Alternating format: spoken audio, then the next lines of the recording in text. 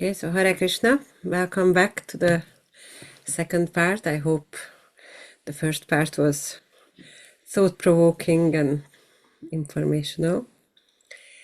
So we stopped at this part of the student handbook in lesson 4, still in the first unit, lesson 4, about accepting Shiksha Gurus within ISKCON, or Gurus, or what's the situation with Gurus outside of ISKCON.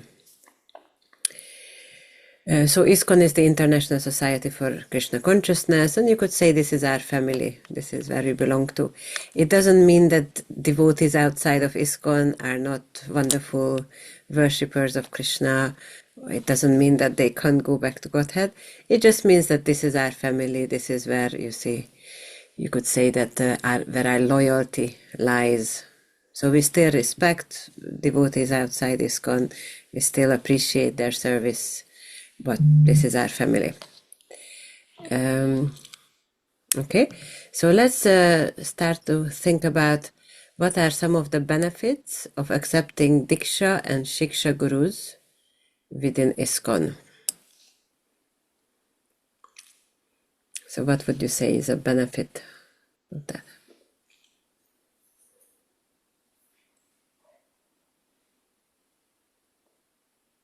Uh-huh. One of the benefits is that they connect you to Prabhupada. Mm-hmm. Prabhupada established ISKCON and the principles of that the gurus follow. So when we receive Diksha or Shiksha from ISKCON gurus, we're ultimately connected to Prabhupada because we are then also placed in the Parampara. So we're put into the Parampara, and also the Prabhupada's guru and all the gurus in Parampara all the way to Krishna. Very good, yes. So they connect us to Prabhupada. Anything else you could think of?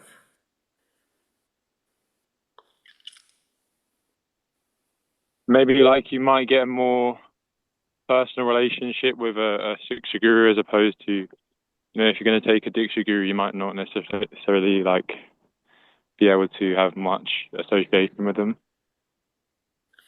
Yeah. So Shiksha Guru is quite often closer, and you may be able to see them much more than a Diksha Guru.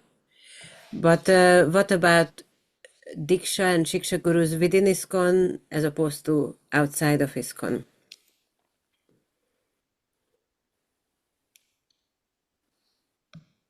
So another point you could say is that sometimes if they say one thing a little different from what you're used to within ISKCON, that can be confusing.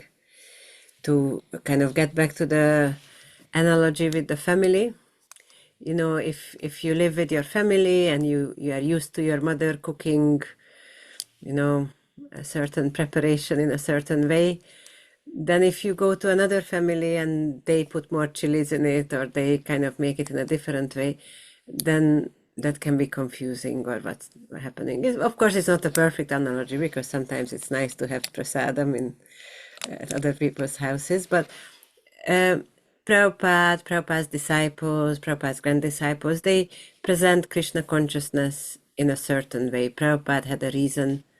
Good to see you, Leon. Prabhupada had a reason why he presented Krishna consciousness for us in this particular way. He himself was very learned, and then when he came to the West, he kind of studied the mentality of Western people, and he presented Krishna consciousness in a particular way for our benefit. And then those outside of ISKCON, like I say, they may be wonderful Vaishnavas, wonderful devotees, but they don't have that same method of presentation, and therefore it can become a little confusing.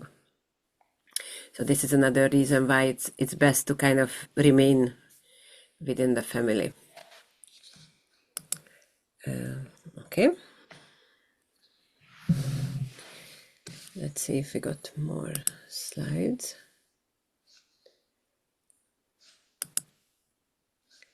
Yeah, we had this. We had this.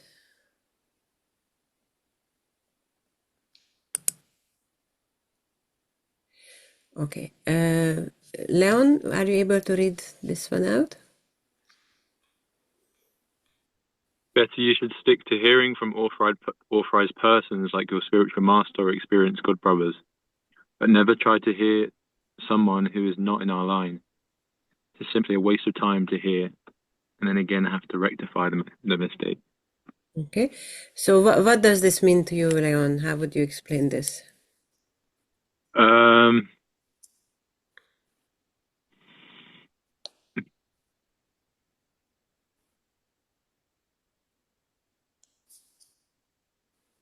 So obviously only listening to bona fide spiritual masters who are in the Guru Parampara. And yeah, if any information, if you're getting information out of that process, then it's just you're gonna go backwards in your progress. Yeah, so if it's something that's contradictory or something that's confusing, let's say you have a maths teacher who explained division in a certain way, and then you have another maths teacher who explains it in a different way. That may also be true, but it just confuses you because you can't relate to that. And then even more so when the way they explain the division is completely wrong. So that's why Prabhupada says just stick to our line. Otherwise, it's going to create more confusion. Okay. Okay. Katamai? I have now issued orders that all my disciples should avoid all of my godbrothers. They should not have any dealings with them, nor even correspondence. Nor should they give them any of my books, or should they purchase any of their books. Neither should you visit any of their temples. Please avoid them. Okay, so this is a letter from Srila Prabhupada. We need to know the historical context a little bit to understand this properly. So there was one time when Prabhupada's disciples in the 70s started going to India a lot. And before going to India, all they had was Prabhupada, all they knew was Prabhupada's teachings.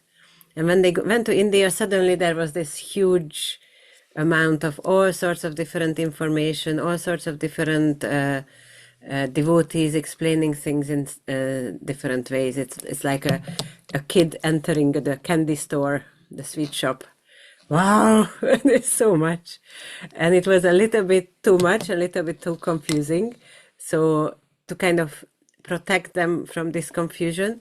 And the other thing that sometimes happened a little bit is that not all of them, but some of Prabhupada's godbrothers, they wanted to kind of take Prabhupada's disciples away from him and have them as their own disciples for maybe some prestige that they have some Western disciples, or so, there was a little bit of that. So when Prabhupada found out about these two things, then he very strictly limited. He taught his disciples, don't associate with my godbrothers. The godbrothers are also wonderful Vaishnavas, but because of this kind of little bit of difficulty in the dealings, that's why he told them that just to avoid them. So just so you understand the background or the context of this properly. And this is another letter where Prabhupada is giving instruction to Satsvarup Maharaj on how to deal with a situation when one of his godbrothers would want to come to the ISKCON temple and would want to give a lecture. So Leon, if you can read this. Sorry. Yeah. He may be treated as a guest, but if he comes to our center, give him Prashadam, honor him as an elder Vaishnav, but he cannot speak or lecture. If he wants to lecture, you can tell him that there is already another speaker scheduled, that's all. Okay, so this is kind of related to the same thing. You respect them, you honor them, but it's when the lecturing starts or the preaching starts, that's when they might say things that are different from how Prabhupada explained it. And also that's when it might happen that they... some of them were saying to Prabhupada disciples that what Prabhupada did is really nice, he gave you the basics, but I can teach you the higher things. And then that created some problems. Okay. Then let's see this one, Katamai. If a disciple, thinking himself more advanced than his spiritual master, gives up his orders and acts independently, he checks his own spiritual progress. Every disciple must consider himself completely unaware of the science of Krishna and must always be ready to carry out the orders of the spiritual master to become competent in Krishna consciousness. A disciple should always remain a fool before his spiritual master. Okay, so this is the attitude of the disciple towards the Guru. We may be a disciple for 2 months, we may be a disciple for 2 years, we may be a disciple for 20 years or 40 years, but we always consider ourselves a fool or ignorant. Even logically, Krishna is unlimited, so we can never know Krishna completely. There is always, we can learn more about Krishna. So we should never think that I already know, I know better. Okay, so, and if we have this attitude of humility, then we can learn, then we can progress, we can move forward in spiritual life. So not to become independent. Okay, and then this is the last one, wonderful picture of Prabhupada. I see if there's anything more in the student handbook. So we discussed about Diksha and Shiksha Gurus within ISKCON.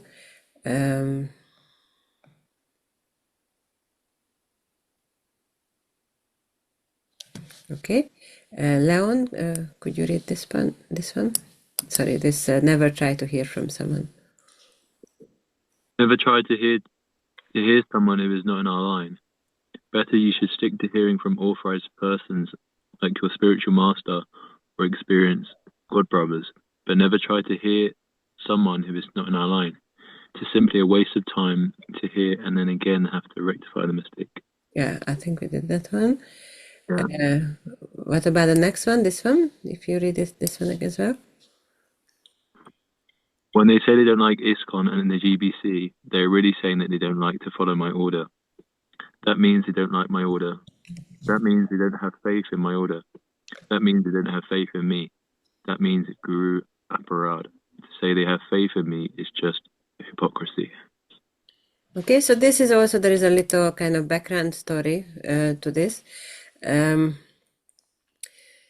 Prabhupada, when he first started ISKCON, he was the guru and he had maybe 20, 30, 50 disciples. So it was quite small and personal.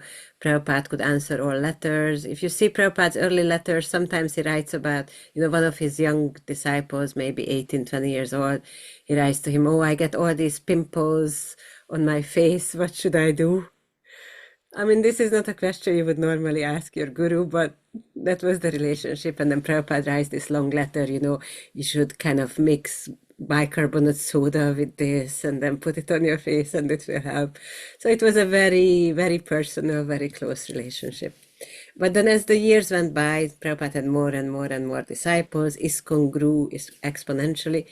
So after a while, I think maybe end of 60s, beginning of 70s, Prabhupada established this GBC, the Governing Body Commission, as the kind of managing authority or managing the day-to-day activities of ISKCON. Now, the devotees had a very close, very personal relationship with Prabhupada, who's a pure devotee, is completely perfect. The GBC were probably quite good at managing, but, they were not pure devotees. Sometimes they made mistakes.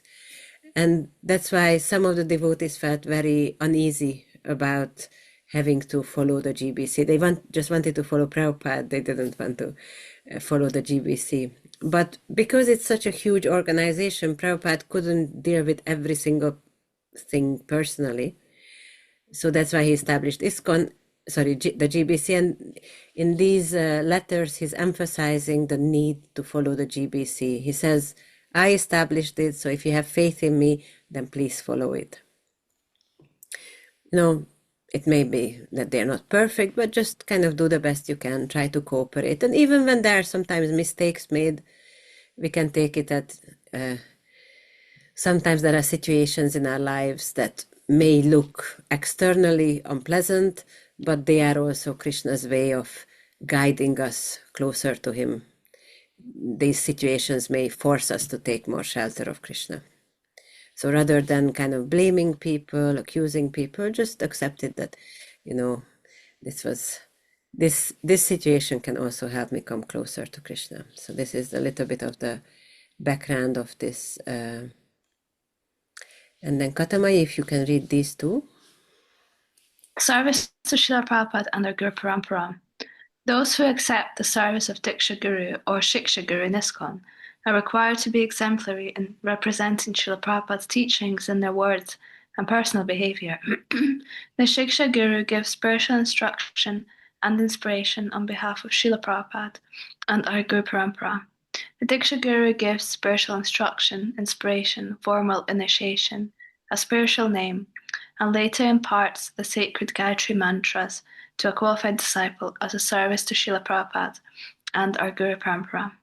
So this is what we discussed at quite length yesterday. So Leon, when you listen to the recording, you see Shiksha and Diksha Guru. And then the next one. Bhaktisiddhanta Saraswati Thakur, at the time of his departure, requested all his disciples to form a governing body and conduct missionary activities cooperatively.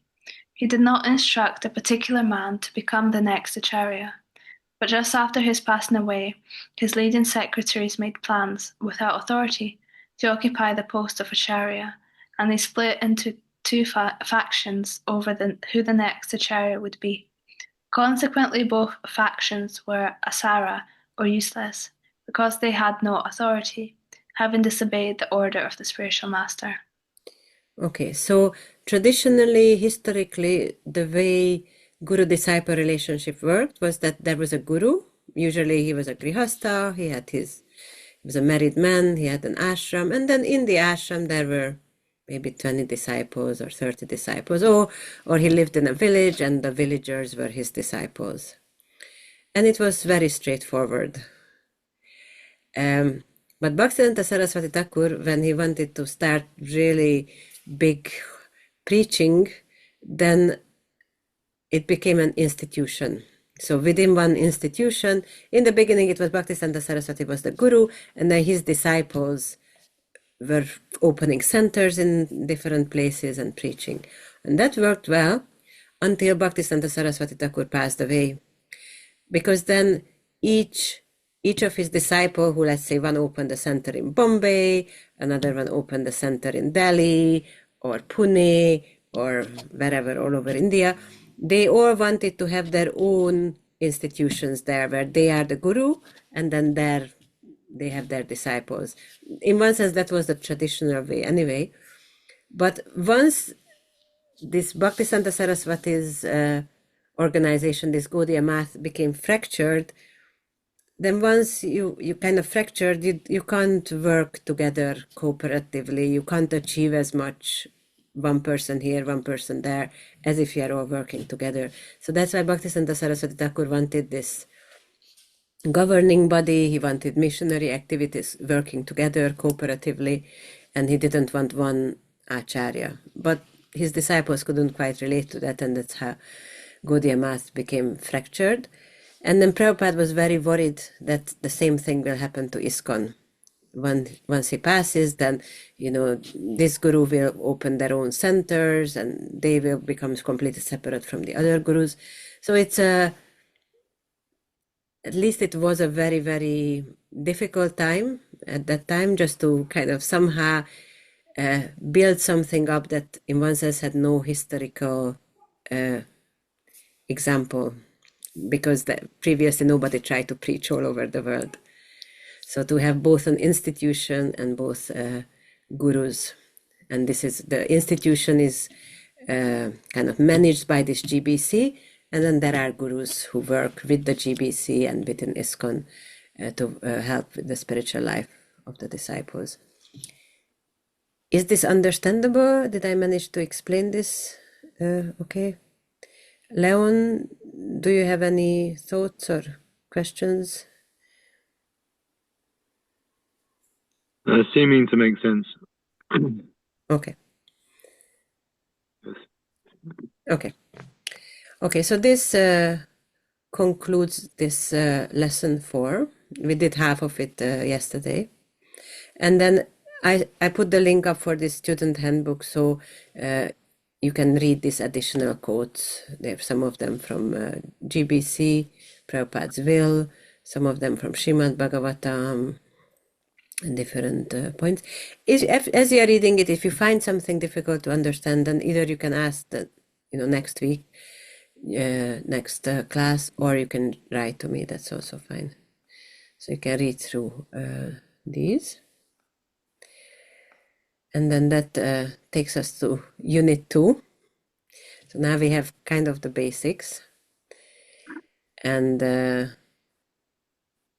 we can start establishing the relationship with the Guru. So the first lesson is called Guru Padashraya. So Guru, we know, is a spiritual master. Pada means lotus feet. And Ashraya means shelter. So Guru Padashraya means taking shelter at the lotus feet of a spiritual master. Okay, and it speaks about, this lesson will speak about two topics. One is Prabhupada Ashraya, which means taking shelter at Srila Prabhupada, and Diksha Shiksha Guru Padashraya. So taking shelter at the lotus feet of our Diksha Guru and Shiksha Gurus.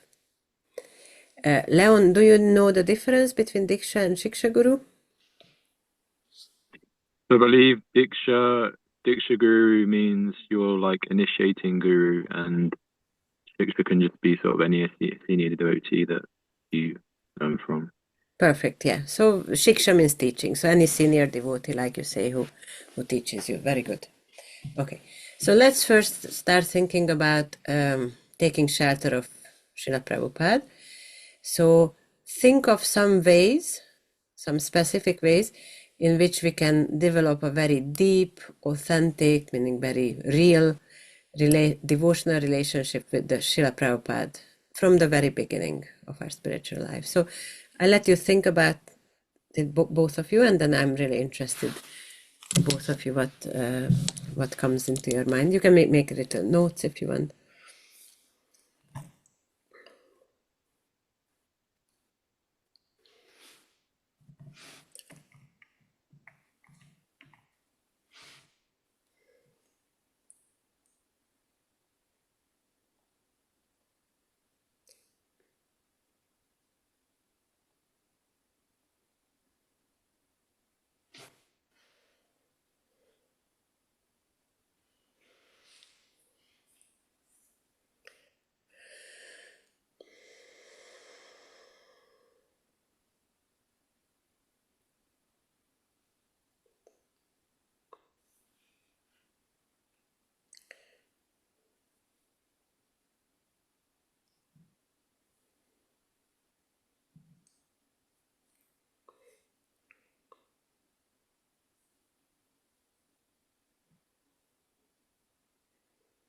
Okay, anything came to mind?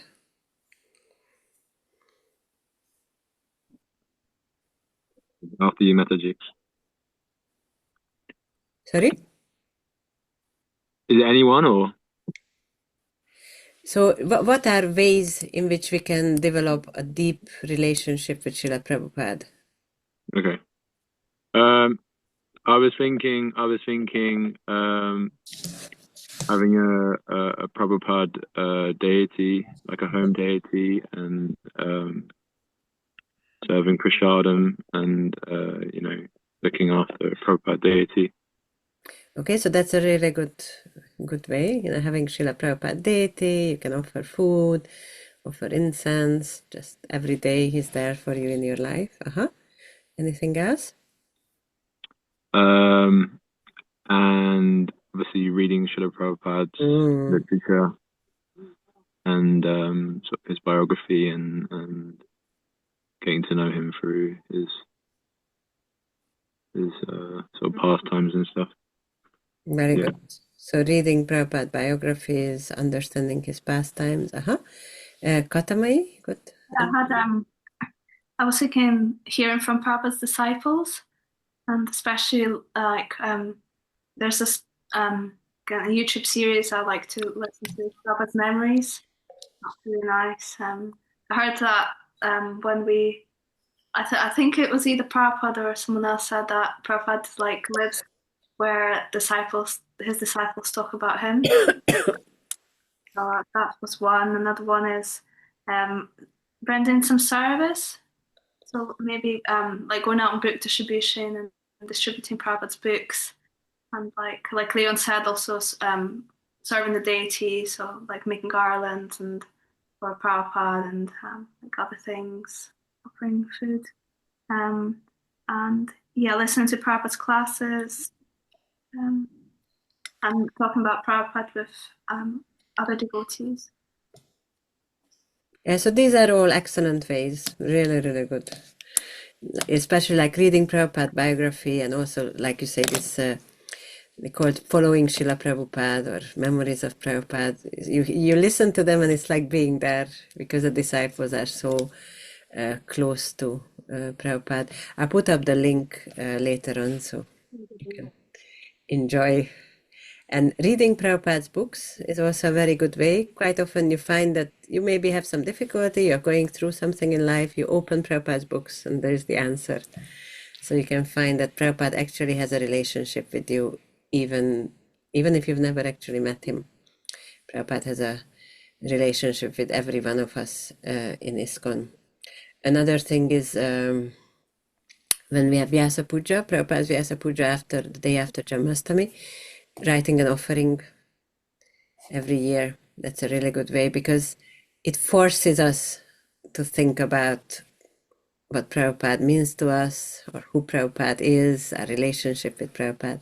So then that makes us regularly think about it and reflect on it, and also think about how I could make this relationship deeper or better. Okay. Okay, Katamai, can you read this? Srila Prabhupada has a unique relationship with every ISKCON devotee. As the founder chair of the International Society for Krishna Consciousness and the preeminent teacher and ultimate authority within our society, Srila Prabhupada has a unique relationship with every ISKCON devotee.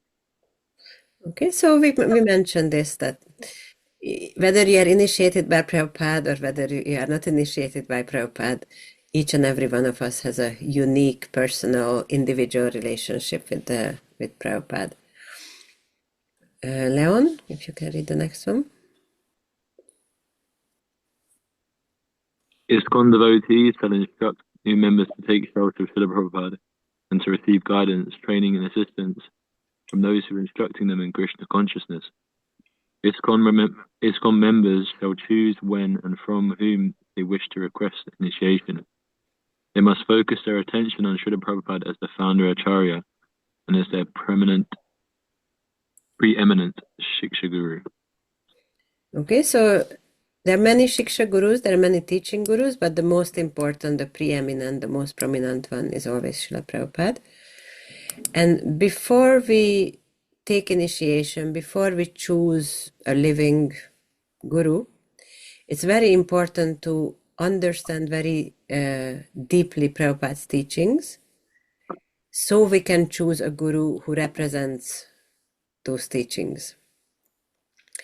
And that's why ISKCON members, meaning us, choose when and from whom they wish to request initiation. So when, meaning when we feel ready, and from whom. So this is one of Prabhupada's disciples or grand disciples who has this service of being an initiating Guru or Diksha Guru. But we are all different, we are all individuals, and we'll need to find someone who we can relate to, find someone whose teachings, the way they present Krishna consciousness, really touches our heart, really resonates with us. We feel that the way this person is explaining Krishna consciousness, I can understand it, I can relate to it, I feel that I can go to him to help me progress in spiritual life. Other devotees may also inspire me, but this is the person who I feel will help me all the way back to to Godhead, and others, of course, support as well. So that's why it's very important that every individual makes their own choice, both in terms of when they want to take initiation and also from whom. So it doesn't become like you're forced, because then later on you might feel you didn't have a proper choice. It has to be our own choice. And Katamai, if you can read this one. After chanting the pranam mantra of their Diksha Guru, all grand disciples and future generations should chant at least the first of Srila Prabhupada's pranama mantras while offering obeisances, as a means of respecting the founder Acharya. So the first of Prabhupada's pranam mantra is Namam Vishnu Padaya Krishna Prasthaya Bhutale Srimate Bhaktivedanta Swaminiti Namine. That's the first one. So even when you are accepted by a guru and you would chant your guru's pranam mantra, like Namam Vishnu Padaya Krishna Prasthaya Bhutale Srimate Shivaram Swaminiti Namine, still you also chant Prabhupada's, because Prabhupada is always there for you. He's always your preeminent Shiksha Guru. He's the glue that holds ISKCON together. So he should always remain there. It's not that you give up Prabhupada to have your initiating Guru. No, I just asked that, sorry. Please. So you said that the first part of the pranama mantra,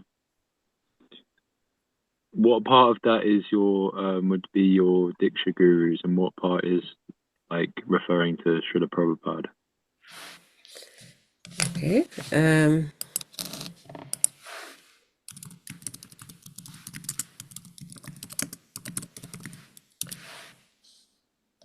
So Prabhupada pranam mantra, he has two. One is this. Is this big enough, or should I try to make it bigger? Oh no, that's fine. That's fine. So there are two mantras. One is this Namam Vishnu Padaya Krishna Prasthaya Bhutale Srimate Bhaktivedanta Swaminiti Namine. Translation is I offer my obeisances to Bhaktivedanta Swami, who took shelter of Krishna's lotus feet, Vishnu Padaya, and is very dear to Krishna. Yeah.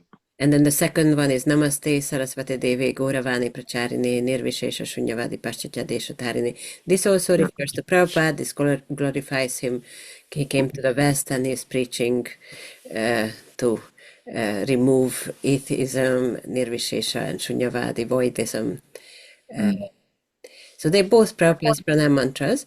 And then when you accept an ISKCON Guru, let's say my initiating Guru is Shivaram Swami, then you start chanting that initiating Guru's pranam mantra, which is very similar to this first one. But instead of saying Shrimate Bhaktivedanta Swaminiti Namine, you say Shrimate Shivaram Swaminiti Namine. Yeah. Okay. Otherwise, it's the same. And then some ISKCON Gurus also have a second one, because their disciples wrote one in special appreciation of him. Okay. Thank you. Does that answer the question? Yes, perfect. Okay. Where are we?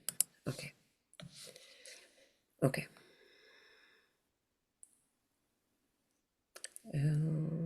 Okay. So the next question I want to ask you. So we asked for ways to develop a deep relationship with Prabhupada. So what do you think are the benefits of developing this deep relationship with Prabhupada, even before looking for a Diksha Guru and initiating Guru?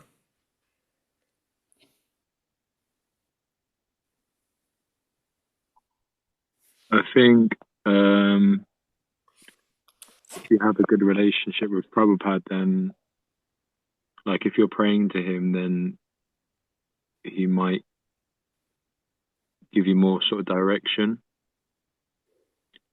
Like if you're like, for example, like if you're on book distribution and you know you're only going to succeed if you have Prabhupada's mercy. So if you have a good relationship with him, then he's going to empower you better. So he will empower you, he will give you guidance in general, spiritual life, service, book distribution. Katamai, you got anything? I was thinking kind of similar, that Prabhupada can then reveal to us who our guru is. So when we meet that person, we can know then, okay, this is the guru I should take as well. And maybe we have a like then when we do take initiation, we can develop both like a relationship with Srila Prabhupada as well as with our Guru Maharaj. Then, and maybe that will then our relationship with Prabhupada that we started to develop will help us understand the teachings of our Guru also. Yeah, I think that's what I thought. Yeah, so, and also your guru's teaching should help us understand Prabhupada's teachings more. So it goes both ways. But like you both said, Prabhupada will give us guidance, even specifically in the sense that if you understand Prabhupada's teachings, if you have a deep relationship with Prabhupada, then you are in a much better position to choose the right guru for yourself, because you will find someone who represents Prabhupada's teachings, who represents Prabhupada's mission, Prabhupada's personality. And then also to always have that shelter of Prabhupada. So you could say the initiating, the Diksha Guru is like a father, Prabhupada is like the grandfather. And it's not that now I have a father, I don't need my grandfather anymore. So the more people we can have in our lives, fathers, uncles, grandfathers, siblings, the better situated we are, the better kind of shelter, the stronger shelter and family we have. Okay.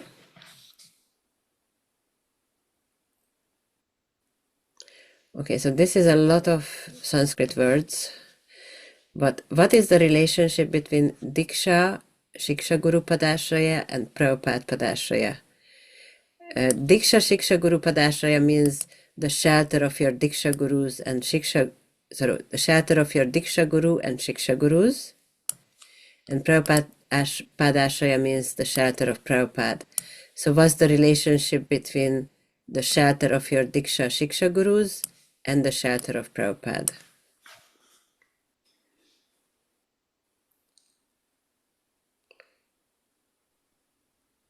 I think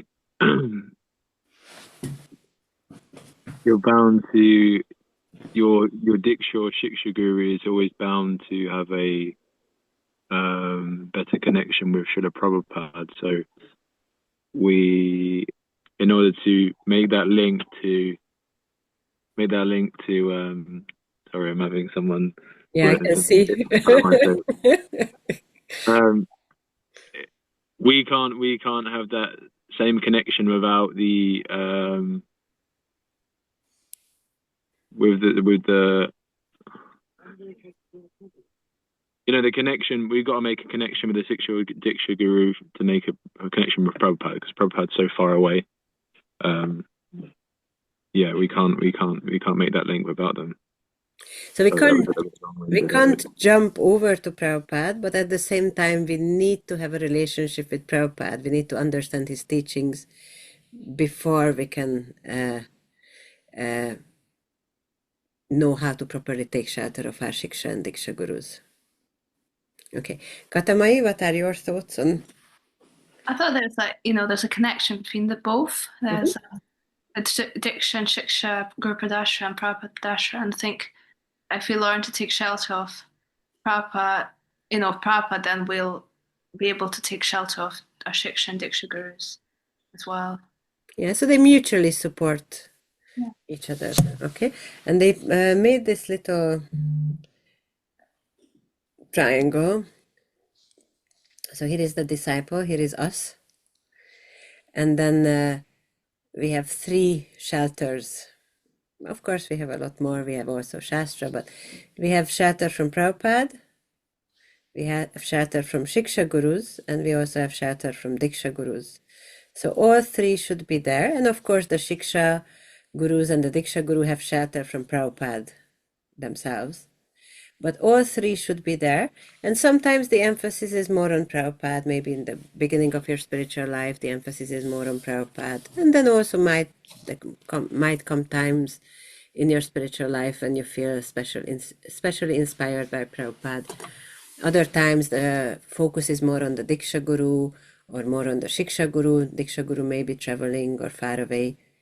So the focus may be on different personalities at different times, but all three should be there for the disciple to be able to thrive. It's a little bit like, you have these little low chairs, like stools, I think they're called, and they have 3 legs.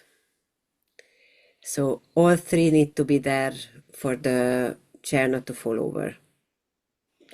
Some legs may be stronger at certain times and less strong at other times, but if the 3 legs are not there, as soon as one leg is gone, then you fall over. So in the same way, we need the shelter of all 3 personalities to be able to thrive in spiritual life.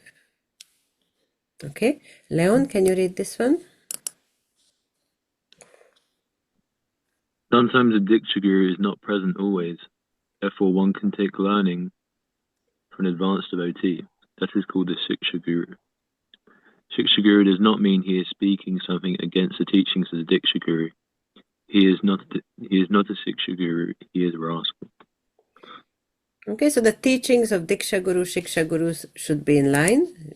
They should teach the same thing, but either because your Diksha Guru might have 10,000 disciples and you can't kind of ask him every question you want to, or he may be traveling, or for different reasons, you can also have Shiksha Guru, but both should be teaching the same thing. And then both should be teaching what Srila Prabhupada is teaching. That's why it's so important to have a good understanding of Srila Prabhupada's teachings and have a good relationship, deep relationship with Prabhupada. Katamai?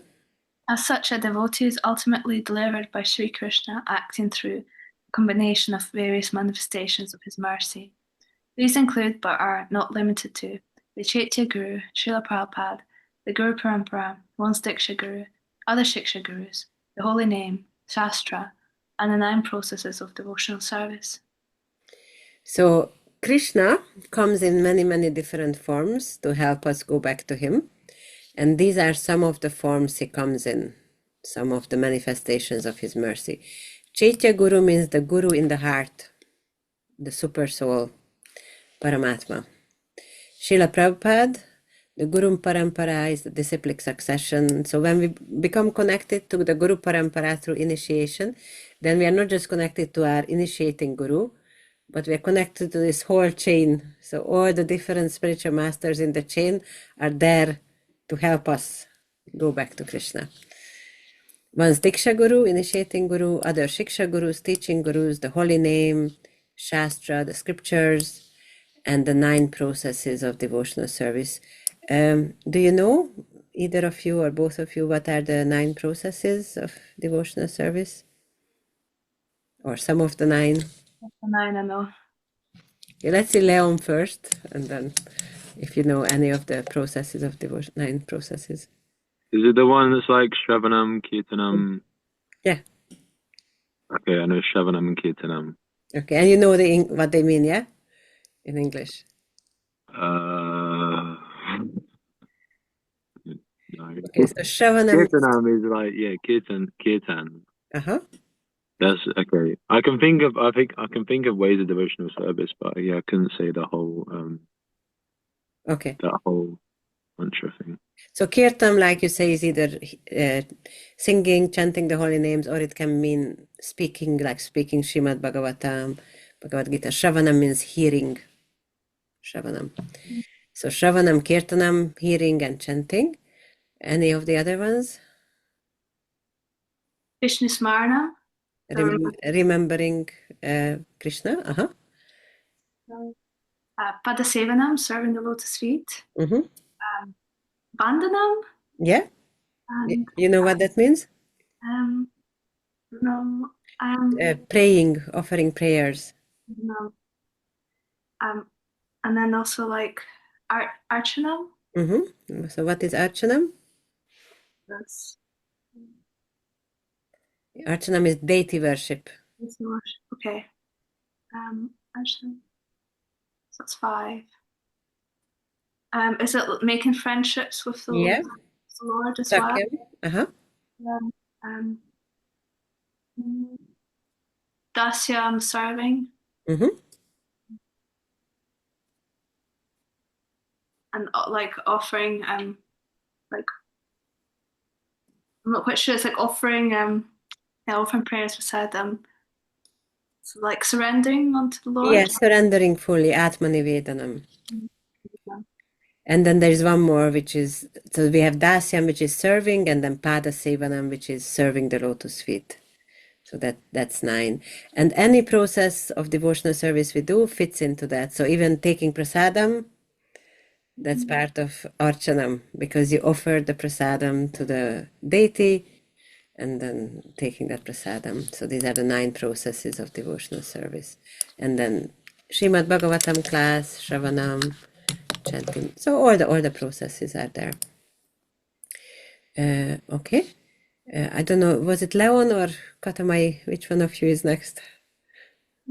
I think it's me. Okay. Yeah, spiritually mature managers may be the main Shiksha gurus for devotees who are not their initiated disciples, and such relationships are to be fully encouraged by the initiating spiritual masters. Okay, so a manager has managerial responsibilities like paying the bills and making sure that everything happens, but they should also become, not should also become, but they should also be spiritually mature, practicing devotees. Otherwise, we could just hire someone, put up a advert in the newspaper and look for a building manager or something. But both of you are very fortunate. You have wonderful devotees as your spiritually mature managers, and they can also serve as Shiksha gurus, even if they're not initiating you.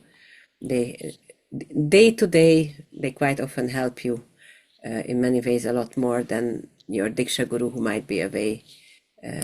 So these relationships work side by side, and they both help each other. Leon? Was it just the top one? This Srila Prabhupada is the preeminent. Oh.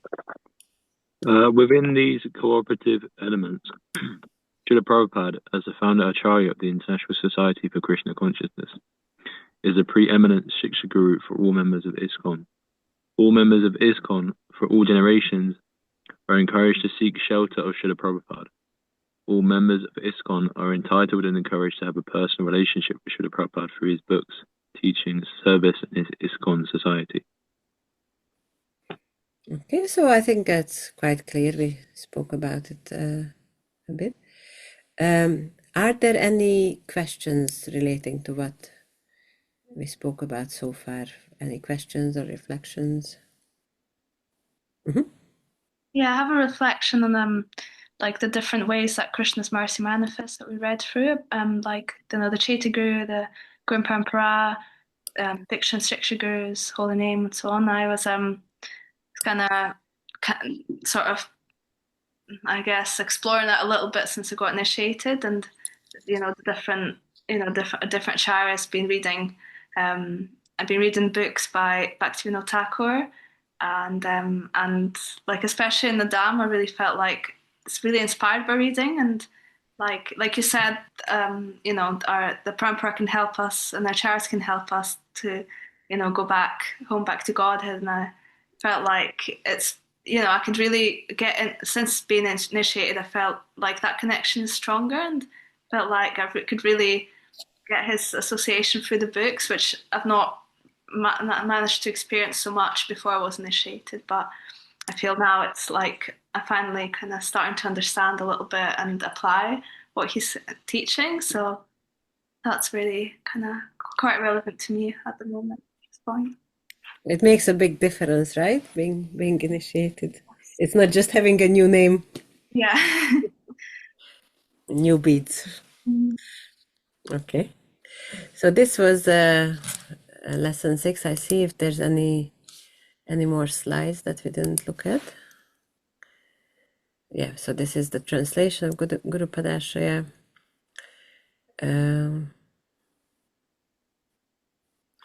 let's read. This is a nice quote. Leon, can you read this one? Those great souls who have implicit faith in both the Lord and the spiritual master, all the imports of Vedic knowledge are automatically revealed. So this is a very mystical thing. We don't learn Krishna consciousness, spiritual knowledge the same way that we learn engineering in college or university. In college or university, you read the textbooks, maybe you listen to lectures, and then the knowledge goes in and that's it. But in spiritual life, we do read the books, we do listen to classes, but the knowledge that goes in is actually by the mercy of Krishna and by the mercy of devotees. And that comes by our faith, by our efforts in devotional service. So we might know 200 shlokas from Bhagavad Gita, and we might actually not understand anything about Bhagavad Gita. So to have actual knowledge of spiritual life, you need this revelation. This is a knowledge that comes down from Krishna through the spiritual master. And then for that we need faith and we need their mercy. Okay, we read this one. Okay, we read this one.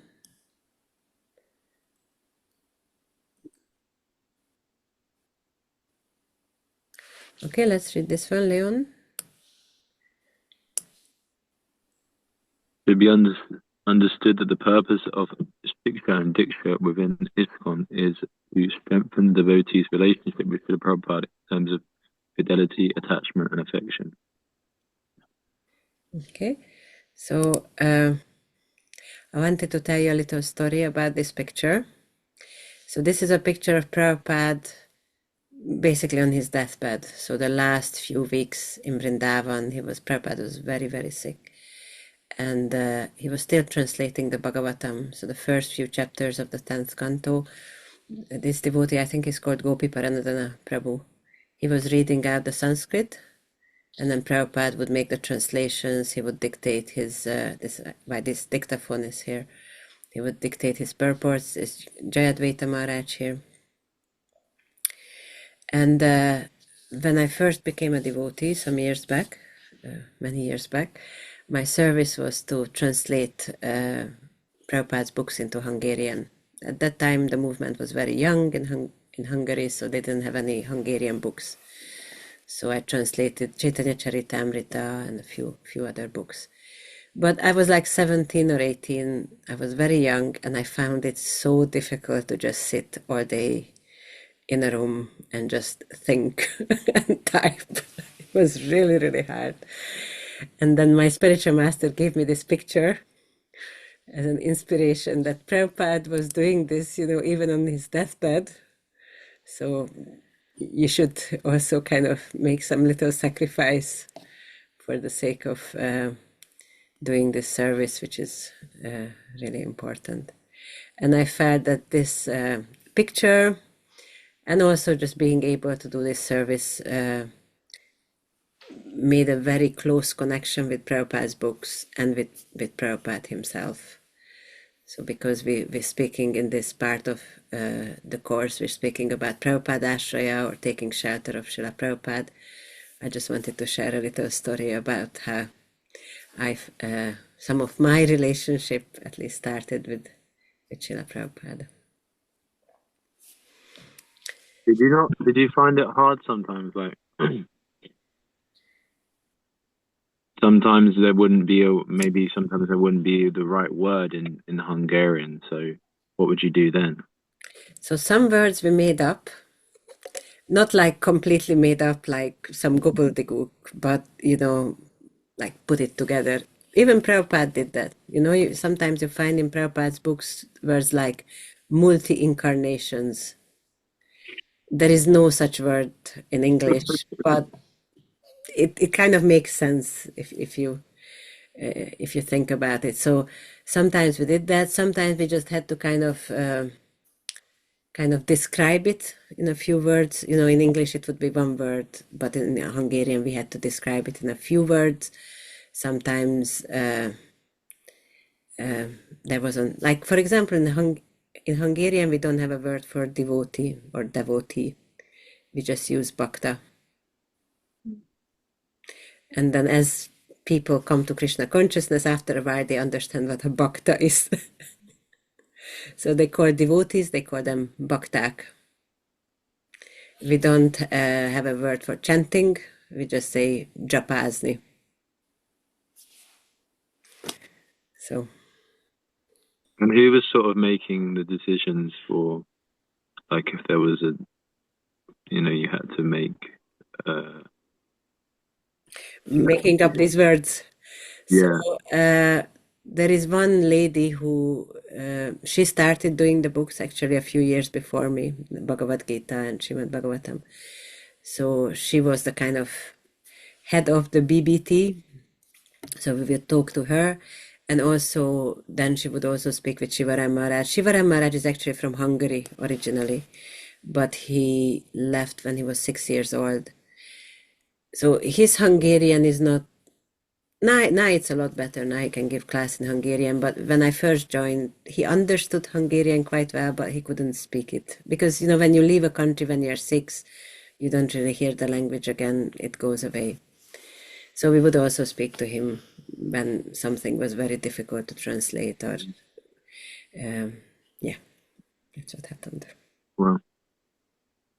I feel very fortunate that I could be part of that, because I feel I was at the right place at the right time. It's not a service that happens again in the history of a yatra. Yeah. It was such a big responsibility. Very, very fortunate, and I feel I got a lot of mercy from that.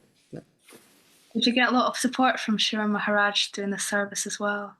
yeah, every time he came, he would come, you know, every maybe 2 or 3 months. He was based in England at the time. We would get a chance to kind of speak with him personally, and kind of we would make notes of our questions as we were going through the translation, and then we could go and see him and ask all our questions. And sometimes he was also saying, like, just make something up, meaning like not make something up as in like give your own ideas, but find a solution that works best. Okay. So we had this picture with the 3 support for a disciple, Shiksha Guru, Srila Prabhupada Diksha Guru. And I think I just go through quickly the quotes just to make sure that we read them.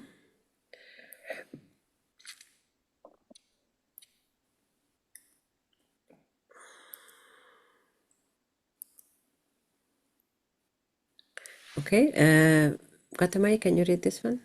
For spiritual achievement, the easiest path is to take shelter of a bona fide spiritual master and to serve him with heart and soul. That is the secret of success. As stated by Vishwanatha Chakravarti Thakur in his 8 stanzas of prayer to the spiritual master, Yasya Prasadat Bhagavat Prasada. Okay, so prasadam doesn't just mean food offered to Krishna, it also means mercy. It's actually, that's where it comes from. And Yasya Prasadat means by the mercy of the spiritual master, by his mercy, Bhagavat Prasada, we get the mercy of Bhagavan, we get the mercy of Krishna. So that's why if we develop a relationship with the Guru, if we get his mercy, then we get the mercy of Krishna also. Leon? By serving or receiving the grace of the spiritual master, one receives the grace of the Supreme Lord. A sincere disciple, simply by serving a bona fide spiritual master, can achieve all the mercy of the Lord and the spiritual master simultaneously. Okay, so we can't say Krishna, we can't serve Krishna directly, but by serving the spiritual master, we can also get the mercy of Krishna, not just this. So it's like 2 for the price of 1. By the serving the Guru, we get the mercy of both the Guru and the Krishna. Okay, and this may be relating a little bit more to the next one, but we can have a look at it. So as we are looking to become a disciple, as we are looking to improve as disciples, these are some of the qualifications of a disciple.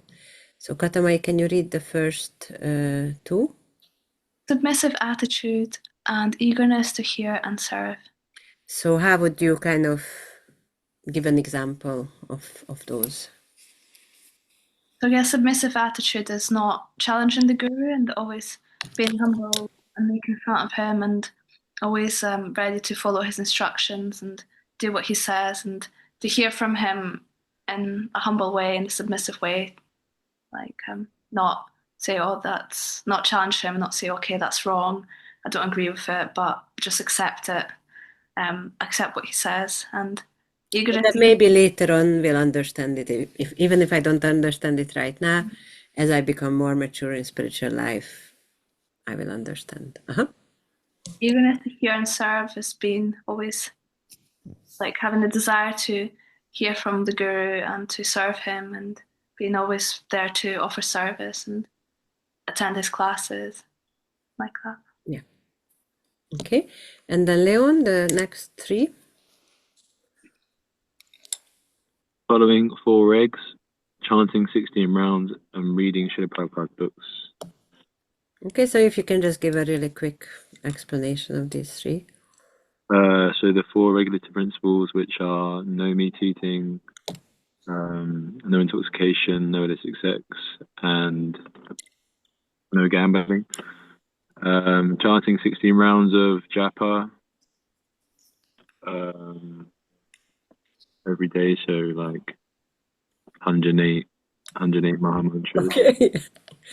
And reading Srila Prabhupada's books. Yeah, so reading, studying, that's also very important. Otherwise, after a while, we forget why we are doing it. Kind of look around and what am I doing here? Why am I doing this? So that's why we need to keep reading, need to keep hearing. Okay, so this completes this 5th lesson about Guru Padashraya. Any thoughts, questions, reflections?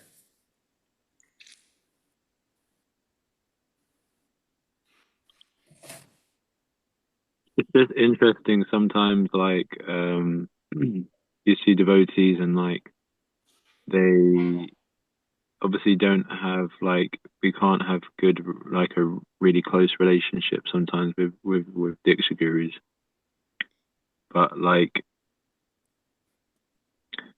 seems like some devotees like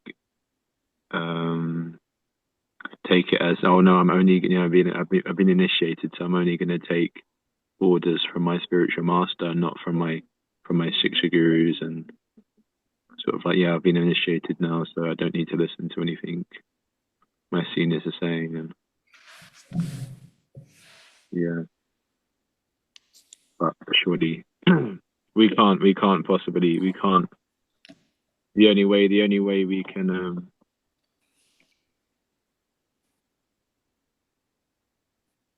yeah, like we can't have physical we can't have much association with Diksha gurus, so we have to have Diksha gurus to help us. Yeah, and also the more mercy, the more guidance we can get, the better off we are. There's this saying, one who has his mind as a guru has a fool for his disciple. One who has his mind as his guru, yeah, has a fool for a disciple.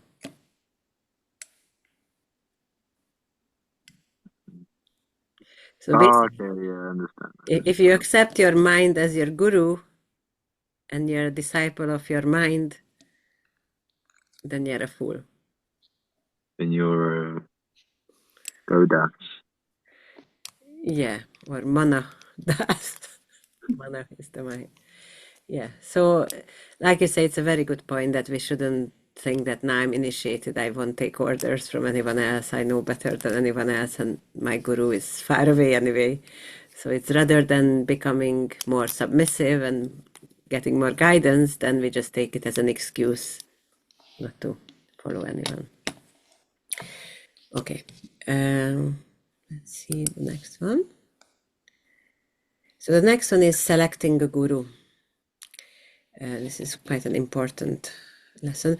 By the way, we'll go till about 11:30, then we'll have a 5-10 minute break because it's very difficult to focus for 3 hours, and then we'll continue after that. Okay, so question to think about: what are you looking for in a guru?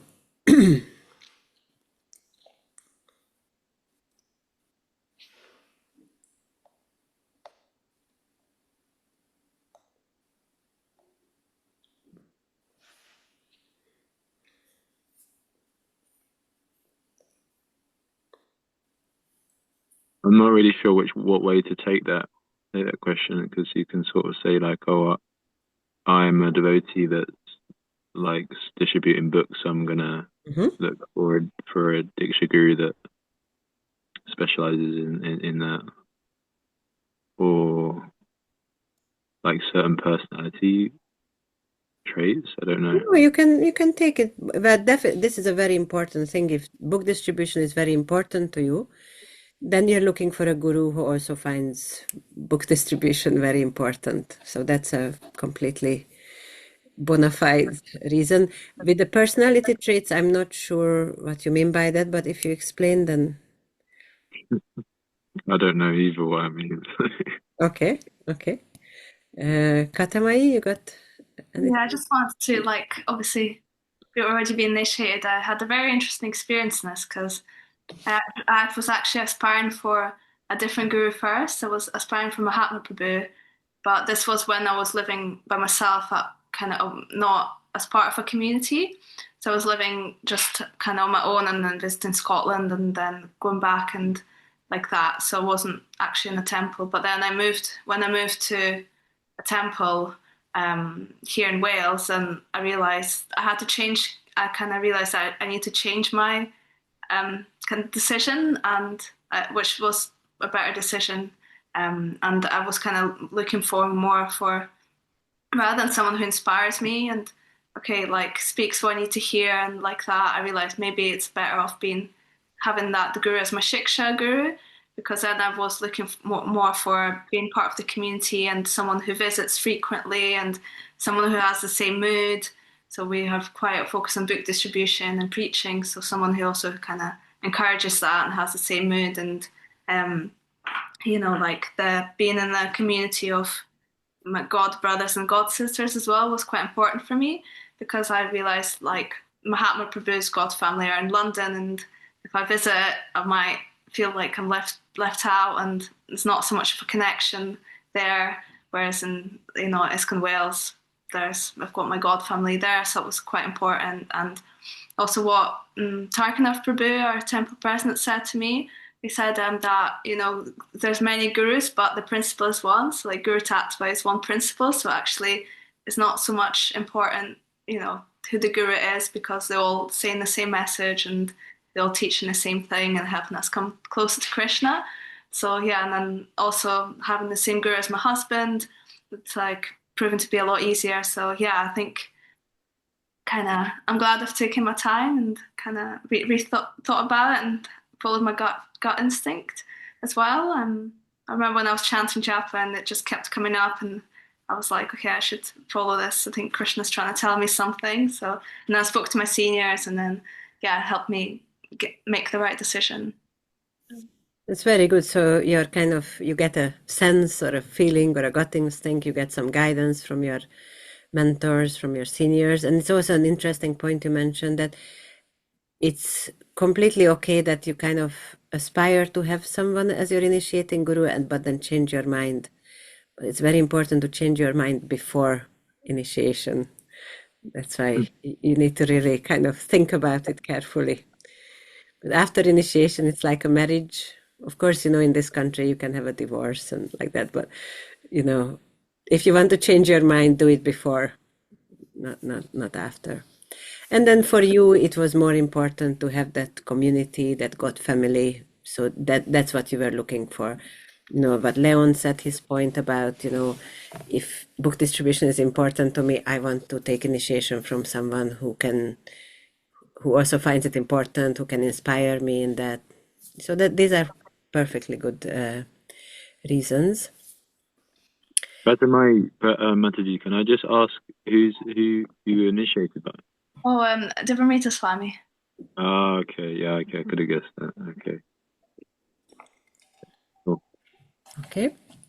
So I read some quotes from scriptures about the qualification of the guru, and then I also have a really, really good list from Kripamoy Prabhu about what to look for in a guru, and also later on we'll look at the list from the perspective of a disciple.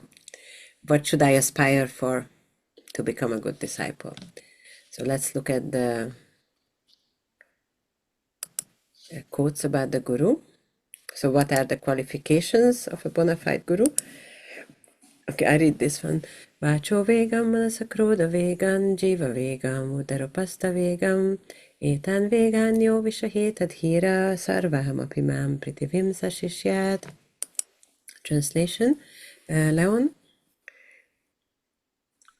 A sober person who can tolerate the urge to speak, the mind's demands, the action of anger, and the urges of the tongue, belly, and genitals is qualified to make disciples all over the world.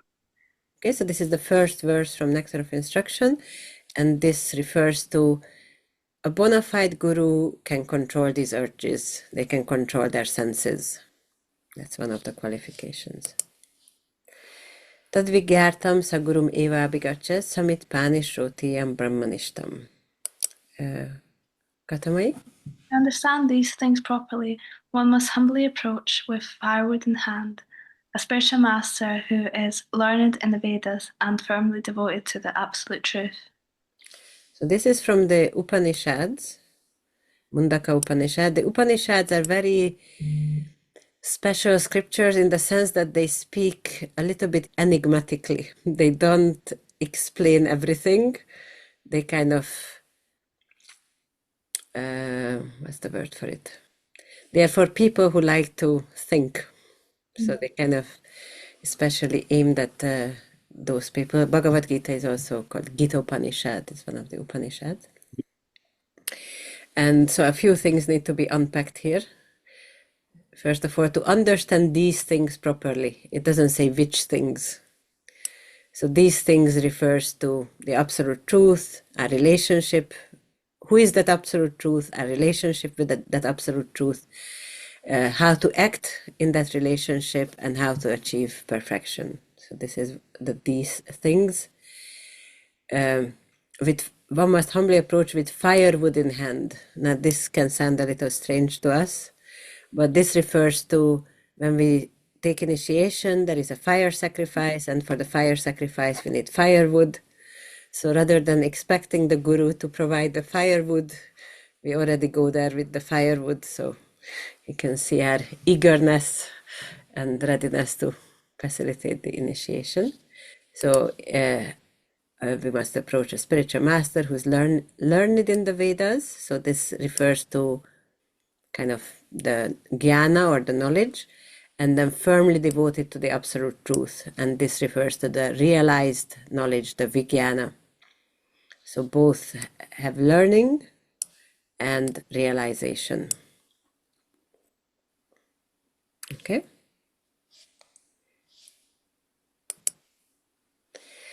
Achara prachara namera karaha duikarya, tumi sarva guru, tumi jagatera arya. Leon?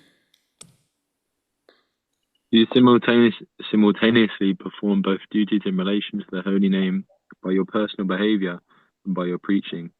Therefore, you are the spiritual master of the entire world because you are the most advanced devotee in the world. So this is a verse from Chaitanya Charitamrita. Lord Chaitanya is speaking to Haridas Thakur. And he's saying that your personal behavior is perfect and your preaching. So this is this achar and prachar. Achar means behavior, prachar means preaching. So you are doing both perfectly, and therefore You are the spiritual master of the entire world. You are Jagat Guru. So this refers to the spiritual master has to behave perfectly and also preach perfectly. There's a really beautiful picture of Srila Prabhupada in New York with, I think he's Mukunda Prabhu, or now he's Mukunda Goswami, but at the time. Okay. Katamai? The qualifications expressed in this connection are that one must act according to the scriptural injunctions and at the same time preach. One who does so is a bona fide spiritual master. So the same idea. Both behavior and preaching should be perfect. Kiba vipra kiba nyase shudra kananoy ye Krishna tattva veta sei guru hoy. Leon? Whether one is a Brahmana, a sannyas, or a Sudra, regardless of what he is, he can become a spiritual master if he knows the science of Krishna. So this refers to that there's no external qualification in the sense that the guru has to be born in a certain family, he has to be Indian, or he has to be American, he has to be a Brahmana or a Shudra or whatever. The important qualification is that he knows the science of Krishna. So these external caste or ethnicity or these kind of qualifications shouldn't be important.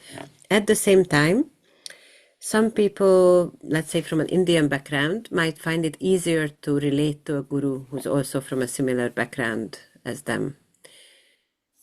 So because that guru can relate to their experiences, their difficulties, their challenges, can help with the solving those. So it's not that it's wrong to look for a guru who's from a similar background or from a background you can relate to. But the point is that the important thing is that they understand the science of Krishna, because otherwise they may be from a similar background, but they can't help you go towards Krishna if they don't understand Krishna themselves. Is this understandable? Yeah. Okay. I keep forgetting who read last, so if you could just kindly kind of take turns reading. Even without any qualifications, one can become a spiritual master. How? Now the process is, Chaitanya Mahaprabhu says, Amara Ageya, on my order. That is a crucial point. One does not become spiritual master by his own whims. That is not spiritual master. He must be ordered, by superior authority. Okay, so here the point is not that he shouldn't have any qualifications. The point is that he might have many qualifications. He might be very learned, very realized, sing beautifully, and dress the deities beautifully. But the crucial point is this empowerment that comes from Lord Chaitanya, Krishna, his own guru, from the other devotees. So all these other qualifications are there, but the most important thing is that empowerment, which comes with this Amara Agyaya, which means on my order. So this they don't become guru just because they decide I want to become a guru, but they become guru by the empowerment, by the order of Lord Chaitanya and their own guru.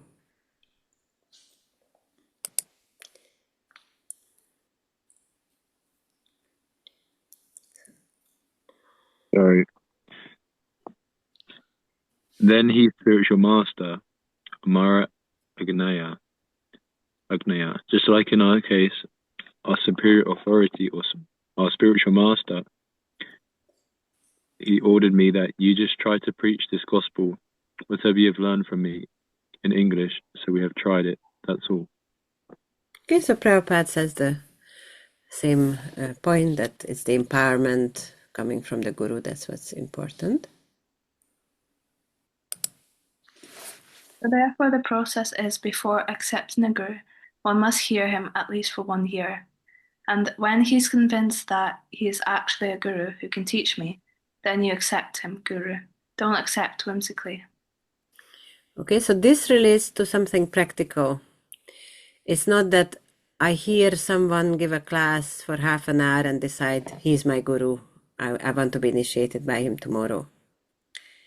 There needs to be a period of time. They recommend at least 1 year When we hear from that person, get to know that person gets to know us, so we can see if the relationship works. It may be that you heard just one class for half an hour and you feel that he's my guru, and he may be your guru, but still don't just decide based on that half an hour. It's like people fall in love at first sight, and sometimes it works, but even then it's good to kind of spend some time getting to know the other person before you marry them, because then it's for life. So it's the same with the guru. You might get some kind of sense that he is my guru, but then keep hearing at least from 1 year, keep developing that relationship. Is this okay, Leon? That's fine. Sorry. Yeah. Just keep on getting distractions. Sorry. Are you at the Manor in the car park? I'm in Gunitude's car, and yeah, in the car park. At the Manor? Is it at the Manor? Yeah. Okay, so yeah, I can imagine there's a lot of things going on there. People waving chips in my face and chucking crisps in the car and whatever, and It can be yeah. easy. I think I would get distracted if people were waving chips in my face. Yeah. Okay. You had breakfast though, right? Yeah, but you know what it's like. You know, you can't Okay. compare to the Yeah. portion Yeah. you get at the Atmanam. Yeah. Okay. Okay. No problem. Okay. Who's next? Leon. Mhm. The scriptures recommended that both the spiritual master and the disciple place each other under strict scrutiny before mutual acceptance. I didn't read that right. Since even ordinary household items are tested before acquisition, it is only an unfortunate fool who will fail to go through a testing period in the selection of his true spiritual master, who is the best friend of the living entities. Thank you. So when you want to buy a car, you take it for a test drive. When you want to buy a blender for your kitchen, you look up the reviews on Amazon or whatever. So you think a little bit about these things. And then how much more important is accepting a guru. So this should also become something that you think about. You go through this at least 1 year of testing period. And this is what it's emphasizing. The point is that one must not bring upon himself the calamity of having to reject his spiritual master. If one is prudent, he can avoid such a situation. Okay, so next weekend we'll speak a little bit about what happens if your guru falls down, or if your guru is no longer qualified to guide you, how that works. But that's obviously a very, very painful and very unfortunate situation. So that's why, as far as possible, we should try to select a guru who's unlikely to kind of get into that situation. We can't predict the future. The guru has free will, just as we do. But at least try our best to find someone who's learned in the scriptures, realize the scriptures, following properly. So this is what it's referring to. Okay, I think we can have let's have a 10-minute break. So let's come back at 36 minutes past 11. If you can run, Leon, and have chips really, really quickly, then even better, but at least just, stretch your legs a bit and see you in 10 minutes. Shall I leave and come back, or It's leave up and to join? you. It's up to you how you want. I will just switch off my mic and video, but whichever you find Okay. easier. Excellent. Thank you. Haripa.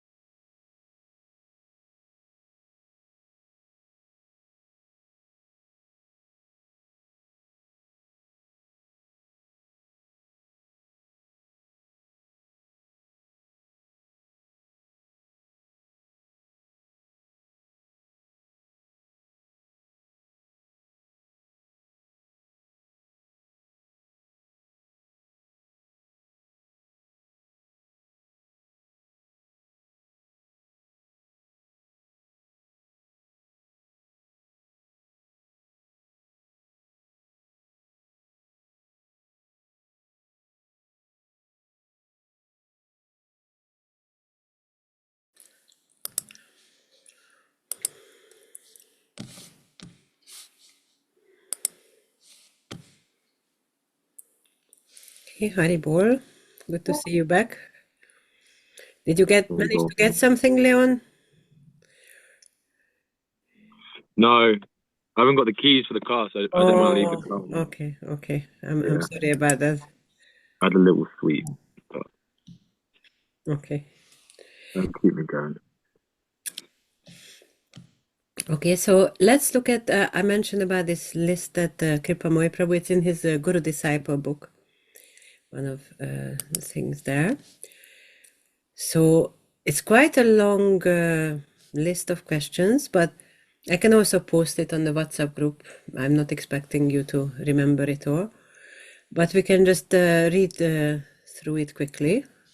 So maybe, Katama, you can read the first set about education, then Leon can read the next set about personal example, then association, teaching, mission, guidance, personal qualities, team player. Okay, so let's, Katama, you can start with the education bit.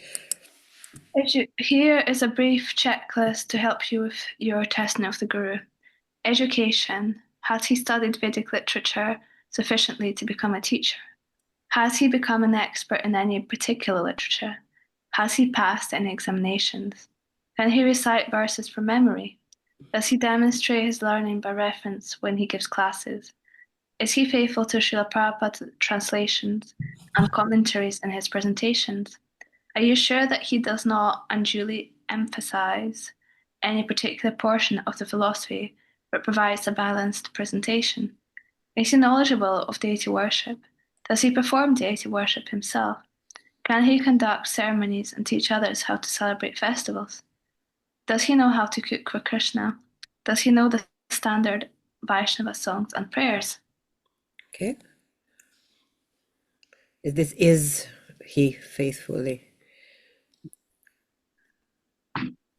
Sorry.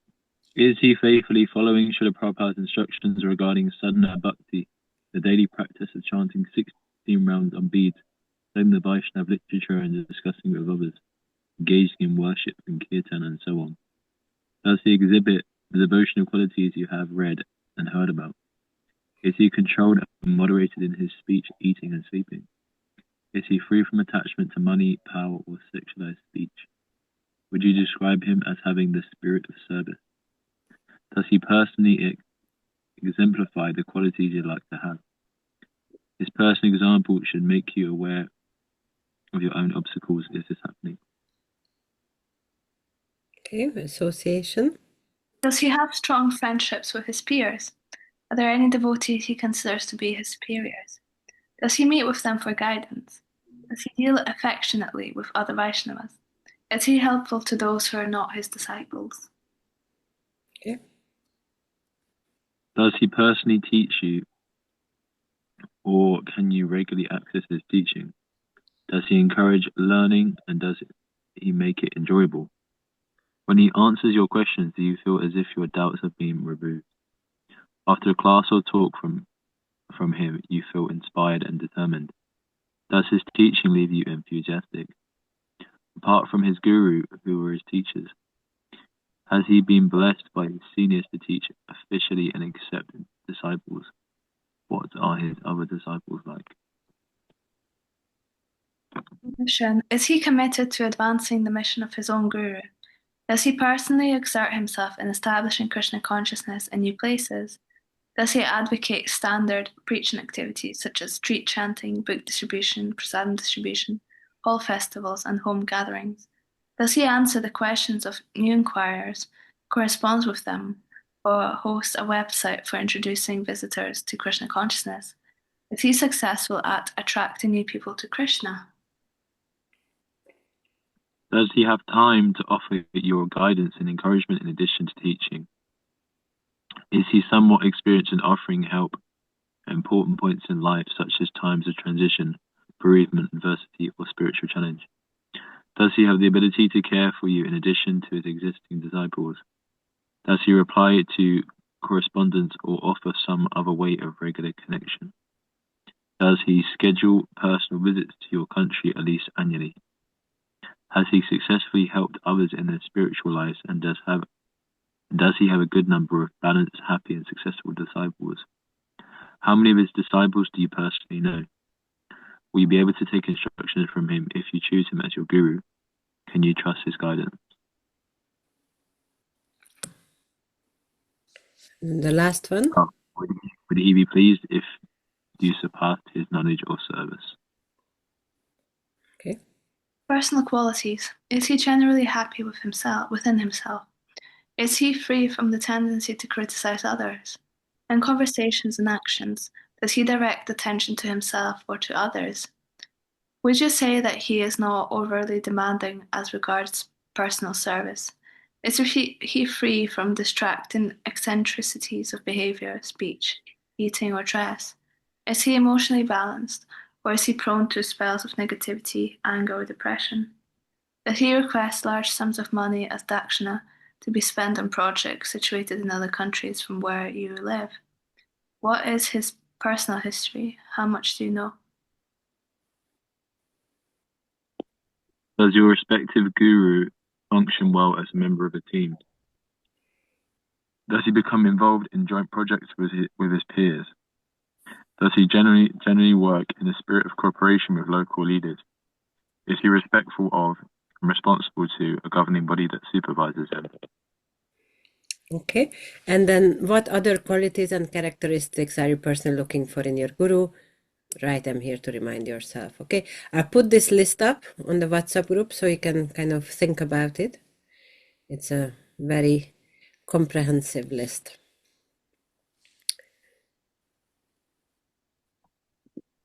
Okay. So these were some quotes from Shastra about the qualifications. Also, this good questionnaire from Kripamoy Prabhu. And then this is ISKCON law passed by the GBC. Katamai, if you can read the first part. It is the personal responsibility of candidates for initiation to correctly choose, by the exercise of their own intelligence, a particular devotee as spiritual master. Okay, so this part is really, really important. By the exercise of their own intelligence. Okay, so there are a list of approved gurus in ISKCON, but ISKCON doesn't take any responsibility for them. So it's your responsibility to choose someone who you feel is going to be able to guide you. So you need to exercise your own intelligence and you need to take responsibility for your choice. Leon? When you say that, when you say that ISKCON doesn't take responsibility for the gurus, so is there not some like sort of like obviously there's a qualification for them to become an ISKCON guru, but like there's gurus in ISKCON that that might not necessarily be following all these all the points we got through. There's gurus. Do you know what I'm trying to say? I hope I understand. I say what I meant to say, and then you tell me whether that answered your question or not. Yeah. Okay. So there is some level of basic criteria. So they've not had a major fall down in the last 8 years. They are not preaching impersonal philosophy, something like that. They've been recommended by their GBC. I think one of the appendices has this list of qualifications. But they recommend it like that, and then it's kind of put out by the GBC to senior devotees. Do you have any objections to this person initiating? And if there are no major objections, then this devotee gets what's called a no objection certificate. So it says that we don't have any objection to him initiating. But ISKCON doesn't take responsibility, like in the sense that if later on he has a fall down or something that, and in one sense rightly so, because everybody is an individual, everybody has free will. You can't guarantee that in 20 years time they're still going to be progressive practicing devotees. traditionally there wasn't even this no objection certificate, but if somebody was an inspiring teacher, then people went to him and asked for initiation, and if he decided he wants to give initiation, he gave initiation. It wasn't an institutional, how would you say, institutionally okayed or accepted thing. If Krishna empowered him, there were people who were felt inspired by him, he decided he wants to, or he thought that this is a service he wants to take on, then he was initiating. So that's had a little bit of the tension between an institution and the spiritual tradition is there. So that's why this is a no objection certificate and not a responsible, they're not taking responsibility. Does this answer your question, or? That's helpful, yeah. Okay. Yeah, thank you. Okay. So that's why it's very important that it's your choice. They give like a basic thing that, okay, if he keeps falling down and last week he was still eating meat, that's obviously an objection. So if they say, okay, for the last several years he's been a very strict devotee, then that gives some indication of the future, but it's not a guarantee for the future. Okay, Leon, if you can read the next one. Yeah. So candidates for initiation should accept initiation from a spiritual master only after developing firm and mature faith in that devotee and in his ability to take them back to Godhead. Okay, so again, it's your faith. That's why you need some time when you can get to know each other, practice the relationship, and then you have firm and mature faith that devotee can take you back to Godhead. In general, you don't need to wait for 20 years, because again, there is a little bit of a, I won't say tension, but like Katamai said, you can only really start advancing once you take an initiation.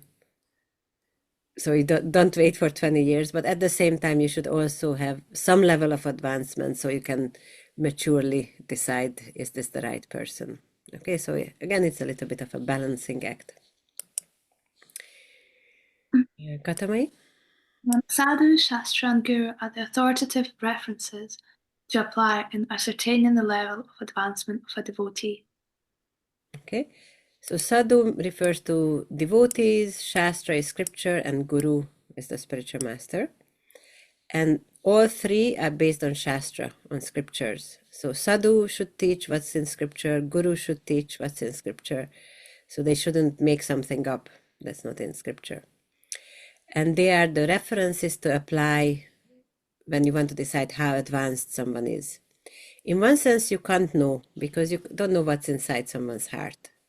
But obviously there's some very obvious external things that they're not following, or very obvious external bad qualities, then maybe that's not the right person. If he's very critical of others, very offensive, it may not be the right person. Okay, and in Shastra there is some general description of beginner devotee, Kanishtadikari, medium devotee, Madhyamadikari, and advanced devotee, Uttamadikari. So Uttamadikari sees everyone equally, sees everyone as Krishna's servant except for himself, or he has a great taste for chanting the holy names, he's free from the propensity to criticize others, and he has deep faith and deep knowledge.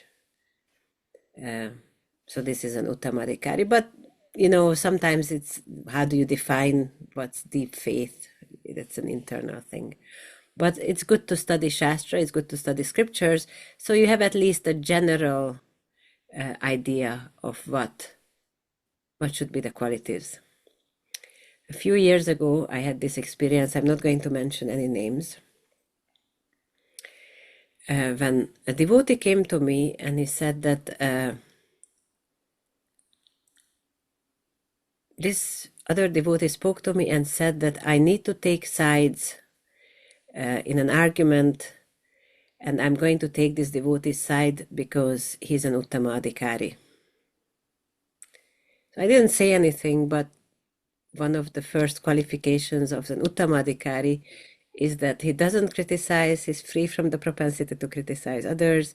He sees everyone equally, he sees everyone as serving Krishna. So if somebody tells you that you need to take sides and criticizes the other party, then it's very likely they are not an Uttamadhikari. But to understand this, you need to have some level of knowledge of scriptures, knowledge of Shastras, to be able to see this. So that's why it's important to study Prabhupada's books, study Srimad Bhagavatam, Bhagavad Gita, like that. Okay? Is this clear, understandable? Okay. So when it says by your own intelligence, it's your own common sense plus scripture knowledge. Okay. Is it Leon? Receiving official ISKCON Guru approval signifies that the devotee has successfully completed the authorization process set forth in ISKCON law, and that in the judgment of certain senior devotees, the candidate measures up to the standards and guidelines given in ISKCON law. Okay, so this is what we spoke about, I guess. So in the judgment of certain senior devotees, but it doesn't give like a guarantee that. Okay, Katamai? However, such approval is not automatically to be taken as a statement about the degree of God realization of the approved guru, and it is not intended to replace the intelligent discrimination of the candidate. Okay, so even though it's an institution, at the end of the day, it's the disciple's own choice and the disciple's own decision who is going to inspire me, who is going to take me back to Godhead. Okay. We're not going to do this. Okay. Let's see what's in the student handbook. Okay, so let's look at this exercise here. List in the box below some inappropriate reasons for selecting a guru. So what would be an inappropriate reason?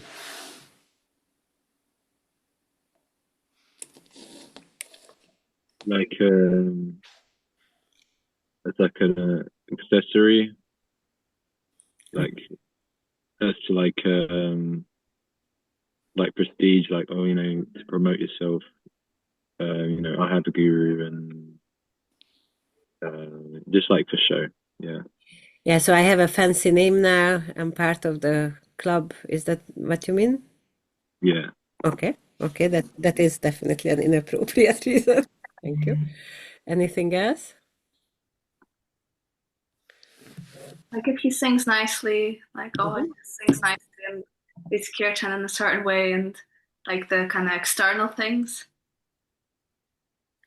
Yeah, so it's nice. You can hear inspiring kirtans from someone. You might regularly listen to someone's kirtans, but in general, that's not a reason to accept initiation from them, because it won't necessarily help you go back to Godhead. It won't necessarily help you in your challenges through your life. Okay. Anything else?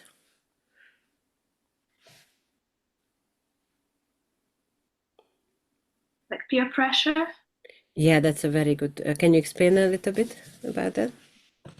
Like maybe if we feel pressure to accept a guru earlier than we are ready, and also like a certain guru as well. Like if devotees are telling us that we should accept this guru, maybe because they're his disciples, but we don't feel like we want to. Yeah, so that's very good that you mentioned both time-wise. There shouldn't be a pressure that the temple needs a pujari, so you should take initiation. And also there shouldn't be a pressure on who the person is. Again, an example without any names. There was a devotee doing like a Namahata class, and he was talking about his guru, that he's the best guru and he doesn't really understand why anyone would want to take initiation from anyone else. So he's the best guru for this devotee, but he's not necessarily the best guru for everyone else. And saying that I don't understand why anyone would want to take initiation from anyone else is very demeaning to everybody else. It's not a nice thing to say. And it gets a little bit into this area of he's the best guru because he's my guru and I'm the best person. So whoever I choose as my guru is obviously the best guru. Okay, so need to be careful with these things as well. He's the best guru for you, that's fine, but it's for you to cherish and not to impose it on anyone else. Okay, any other reasons that would be inappropriate? He tells good jokes, he's entertaining, he's funny, he's charismatic, he's the guru of my manager, so my manager will give me some brownie points or something like that. So these are inappropriate reasons. He has rich disciples, so I might kind of be able to get something like that. Okay, so these kind of external material motivations, they are inappropriate. Okay, and then this is like a practical thing about how the process works. So there is this 1 year preparatory period, which is in one sense is the same as this Prabhupada Ashraya. So in this 1 year, the person follows the 4 regulative principles, chants 16 rounds, and takes shelter of Srila Prabhupada's teachings, Srila Prabhupada's mission. And then as that, he also mentions the morning program, either at the temple or at home, do some service. And then as that year goes on, then one develops a desire to hopefully take initiation. This may be longer than a year. This may be 2 years, 3 years, or maybe a little bit shorter, but one develops a desire to take initiation and starts taking shelter of like present day devotees. Diksha and Shiksha Guru Padashraya. So Shiksha Guru may be someone at your temple, someone who day-to-day kind of mentors you, helps you. And then you might also start listening to classes by senior devotees who are initiating and start thinking about who you would want to take initiation from. So then that would be 1 year. So here it says that after a minimum of 6 months of the above. So this whole period, this preparation, Prabhupada Ashraya would take about a year, but it can take longer. There is no kind of rule about that. But the main thing is that there should be some period when you're taking shelter of Prabhupada, when you understand Prabhupada's teachings, so you can select a guru who will represent Prabhupada's teachings. And then there is all the kind of practicalities. When you want to take initiation, you choose someone. Let's say you want to choose Vaisheshika Prabhu. You may start corresponding with Vaisheshika Prabhu. Sometimes the Vaisheshika Prabhu or the prospective guru will require that you send a letter of recommendation even when you start corresponding. So let's say Leon would want, I don't know anything about your prospective guru, Leon. I'm just giving you as an example. So let's say you're thinking about maybe Vaisheshika Prabhu is someone who you were thinking of taking initiation from. So you might need to ask Priya Kun Prabhu to write a letter of recommendation that Leon's been coming to the programs, he's been chanting, he's doing service, very nice devotee, and he's thinking of taking shelter of you. So he would write a letter of recommendation, you would start corresponding with Vaisheshika Prabhu.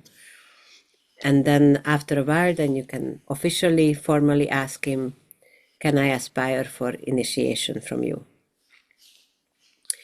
And then if he accepts you, then before initiation, you again need a formal letter of recommendation that Priya Kun Prabhu says that I recommend Leon for initiation. He's in my judgment, he's ready for initiation. Okay, so that's before. Mhm. Sorry. So before aspiring for a guru, you first have to. There's a stage before actually aspiring for them as well. So first, you kind of take shelter of Prabhupada. and learn about Prabhupada's teachings, Prabhupada's mission, while following the 416. Okay, I think that's where you are at now, yeah?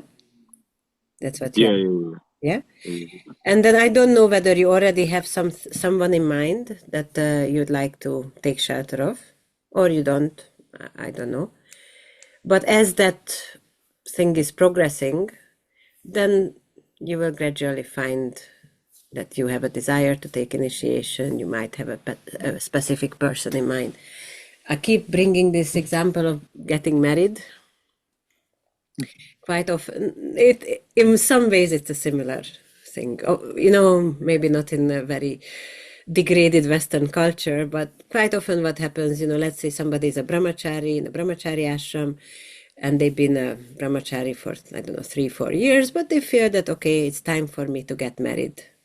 So they have this thing that, okay, I need to start looking in that direction. They might not have a particular lady in mind. It's just a general idea that, okay, I think I need to get married. They speak with their temple president or their authority, and then they put on white cloth. And then they start thinking, okay, is there somebody maybe my temple president recommends, or do I have an attraction to someone? And that's how it progresses.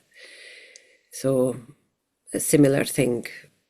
You practice Krishna consciousness, and then you get the idea, I'd like to take initiation. You might not have a particular person in mind, or you might. And then to kind of start developing that relationship, it's good to discuss it with your kind of mentor or Shiksha Guru. Does this answer your question, or is there anything further? Sort of, yeah. Yeah, it's fine. It's just my misunderstanding. Fine. So what was your understanding so far? Like when you were talking about how, say, I wanted to have like a connection with a guru. So I'd have maybe my Shiksha Guru contact this guru, and for I was just saying, basically, there's sort of like a relationship that comes with the guru that comes before actually aspiring for initiation. Yes, because you want to get to know them a little before you say, I want to take initiation from you. So this corresponding with them, talking with them, that's part of getting to know them. So that comes before saying that, before formally asking them for initiation. Yeah. Is that okay? Does that make sense? Yeah, that makes sense. Yeah. And then sometimes you do need like a letter of recommendation. Let's say it's Vaisheshika Prabhu, he's far away, he doesn't know you, you just feel inspired by his classes. And then sometimes there is already some level of personal relationship. Let's say it's Kripamoy Prabhu, you've been to his classes, you've talked with him personally, so there's like a natural, organic relationship already developing. But even then, if you formally want to ask him to aspire for initiation from him, then you need a letter of recommendation. Yeah. Okay. And then the guru may initiate you in a few months. It may take a year or two, depending, because ultimately it's his decision. He will need the letter of that recommendation from your authority, but ultimately it's his decision when he initiates. And then this is this Harinam initiation or first initiation, when you get such and such das name, you get your beads.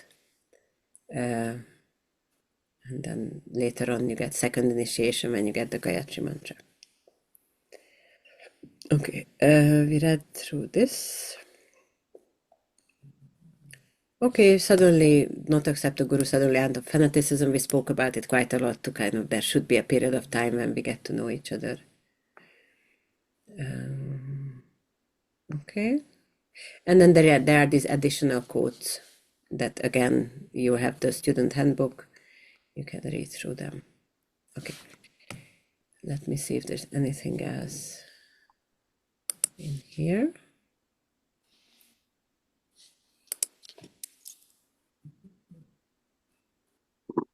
Okay, so again, this quote says, accept a bona fide spiritual master in terms of Shastra, scripture, and Jiva Goswami advises that one not accept a spiritual master in terms of hereditary or customary social, ecclesiastical conventions. One should simply try to find a genuinely qualified spiritual master for actual advancement. So this is what we said, that not that I want an Indian guru, or I want an American guru, or I want a, something like that. Okay.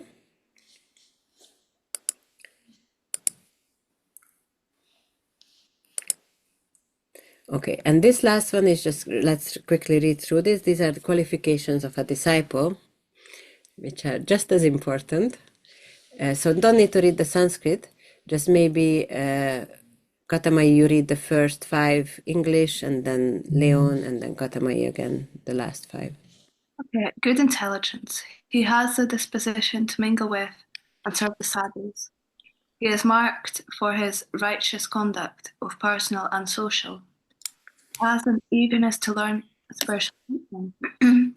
He excels in helping the Guru in his seva. He has become humble, or at least free from the gross manifestations of pride. He has implicit obedience to the Guru and bows down in his presence. He waits for the right time to clear his doubts about what he has learned from the Acharya. Okay, and now let's have Leon read the second part.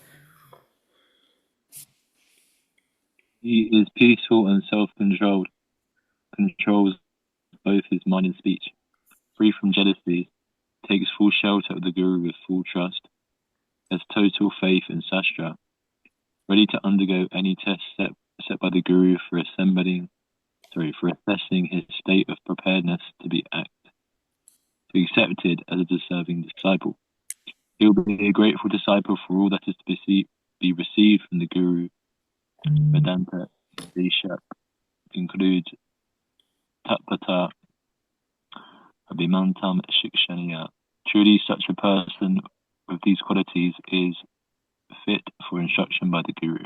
Okay, so we'll have a little bit more about the Guru's of the disciples' qualities, but this should give you some idea. And we'll never feel that we are completely free from jealousy, or we'll never feel that we are completely humble, or any of these. But we should try to develop these qualities if we want to be good disciples.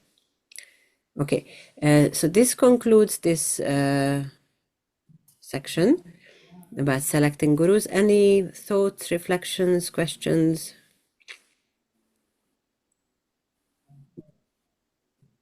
Okay, so let's look at the next one. Is the initiation vows. So I think you're both quite clear on what the initiation vows are, what we promised. So let's look at what is the reason for this. Katamai, if you can read this. This is from a Bhagavatam. In the age of Satya, truthfulness, your 4 legs were established by the 4 principles of austerity, cleanliness, mercy, and truthfulness. But it appears that 3 of your legs are broken due to rampant irreligion in the form of pride, lust, fooling, and intoxication. Okay, so the picture you see here is a story from the Bhagavatam.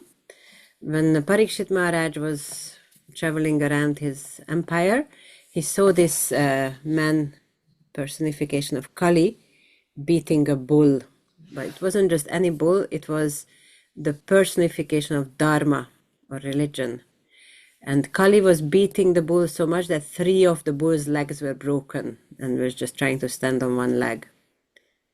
And the legs of Dharma are these 4 principles of austerity, cleanliness, mercy, and truthfulness. And except for truthfulness, all the other 3 were broken by Kali. And then the story goes on how Parikshit was going to kill Kali, but Kali surrendered, and then a real Kshatriya doesn't kill someone who surrendered. So he banished him from his kingdom, and then Kali said, so where should I go? Everywhere is your kingdom. And then Parikshit said, okay, you can go wherever these principles of religion are broken. So each of these principles, truthfulness, mercy, cleanliness, austerity, they relate to one of the four regulative principles. So truthfulness relates to gambling, purity relates to illicit sex, austerity relates to intoxication, and compassion relates to meat eating. That's quite obvious. So Parikshit said that wherever these four regulative principles are broken, you can go there. And that's why Kali manifests wherever these four regulative principles are broken. So we follow the four regulative principles to become as much as possible free from the influence of Kali, and then we can practice spiritual life peacefully. Just following the four regs is not going to make you go back to Godhead. That's more like a basis for human life. And that creates a situation where you can chant peacefully. Okay, what will make you go back to Godhead is the 16 rounds if you chant that attentively and eventually with affection and love. Okay, so it's good to understand that there are the don'ts and the do's. The don'ts are just like basic human life. They are not actually devotional service as such, but we still promise that, and it's really, really important. Okay. Leon, this is just the rest of the story, if you can just read through it quickly. Can you see it okay? Is it big enough? That's fine, yeah. Sudha Goswami said, Maharaj Parikshit, thus being petitioned by the personality of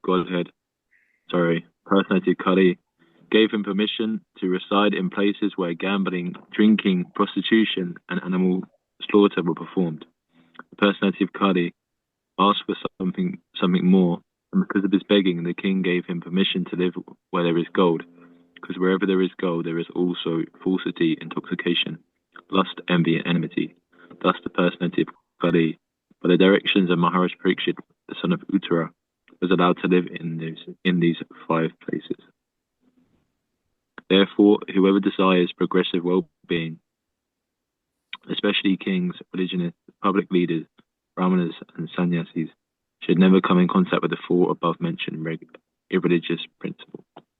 Okay, so this is the reason for promising to follow, and here again is the 4 regulative principles and what they relate to.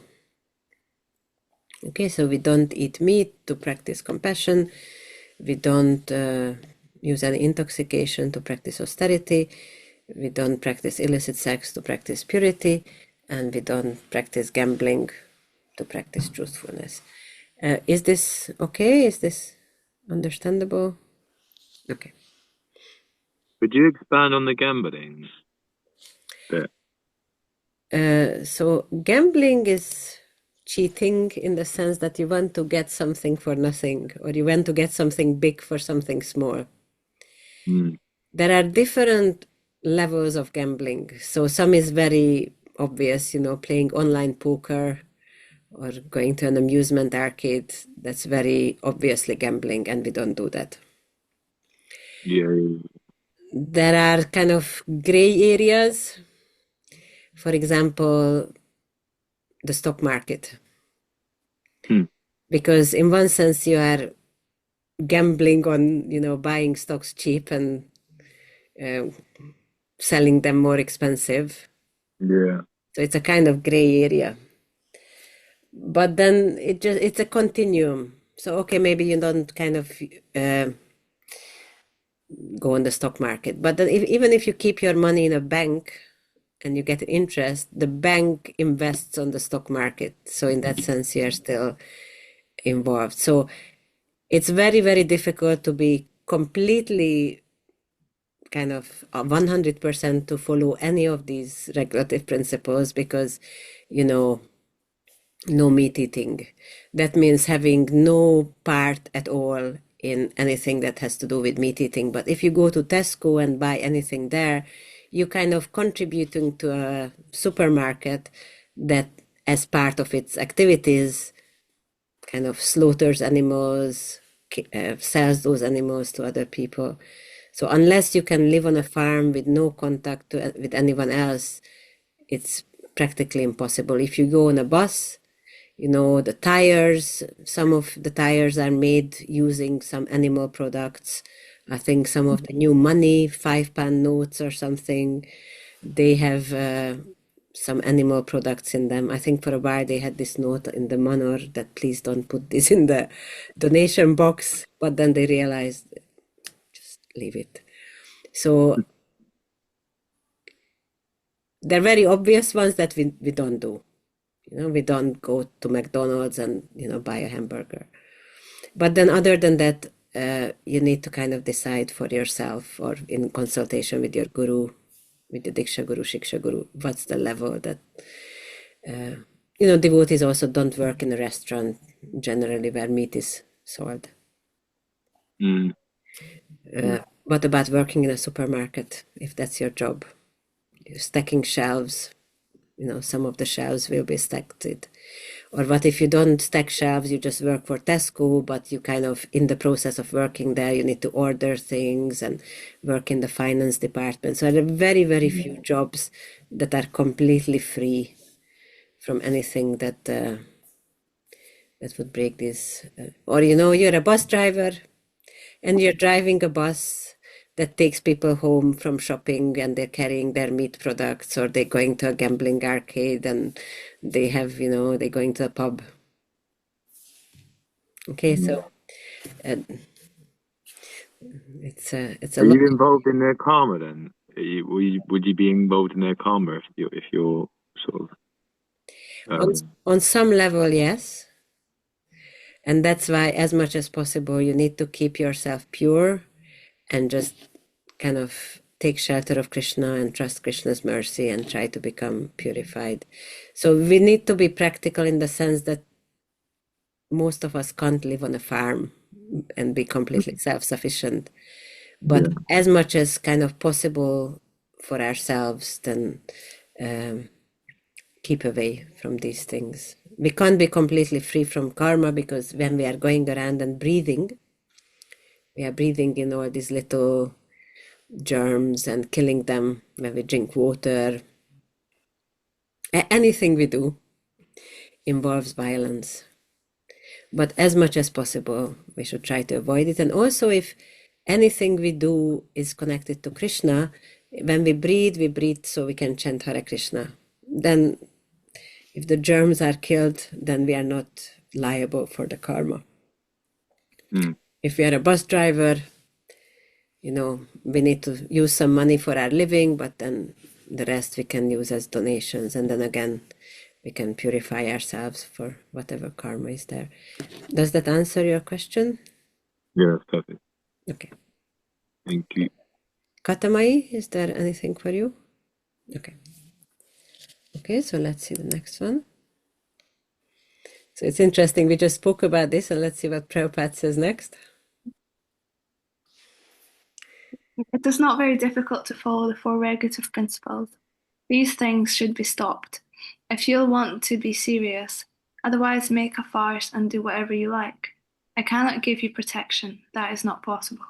Okay, so when Prabhupada said it's not very difficult, it refers to the basics of following the regulative principles. And you'll see Prabhupada writes different things in different letters, but here it was probably to a disciple who keeps breaking the regulative principles and maybe not making enough effort, and Prabhupada is a little heavy with them, saying that it's not difficult, why are you not doing it? And if you're not doing it, I can't protect you. I can't protect you from the influence of Kali. You also need to make an effort.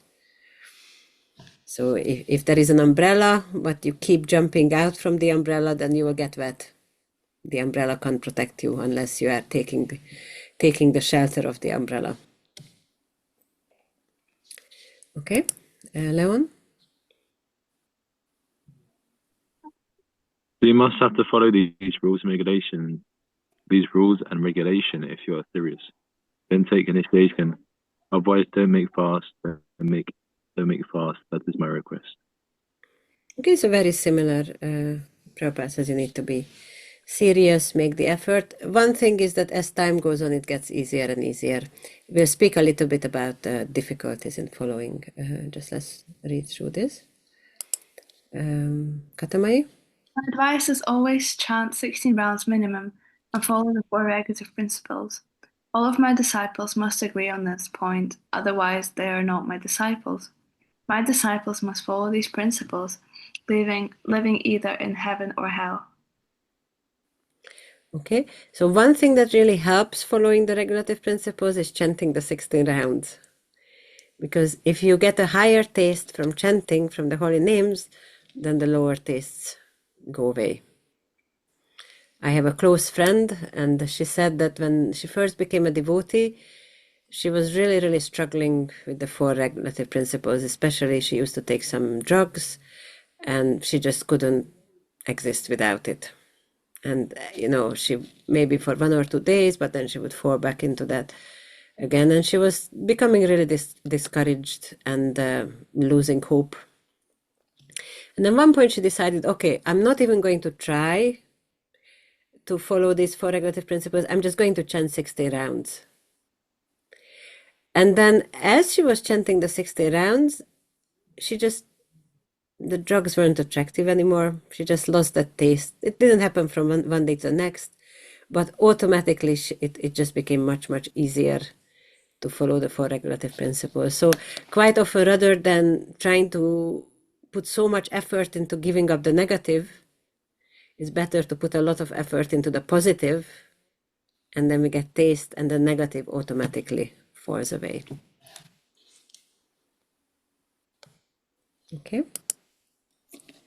Okay, so let's think a little bit about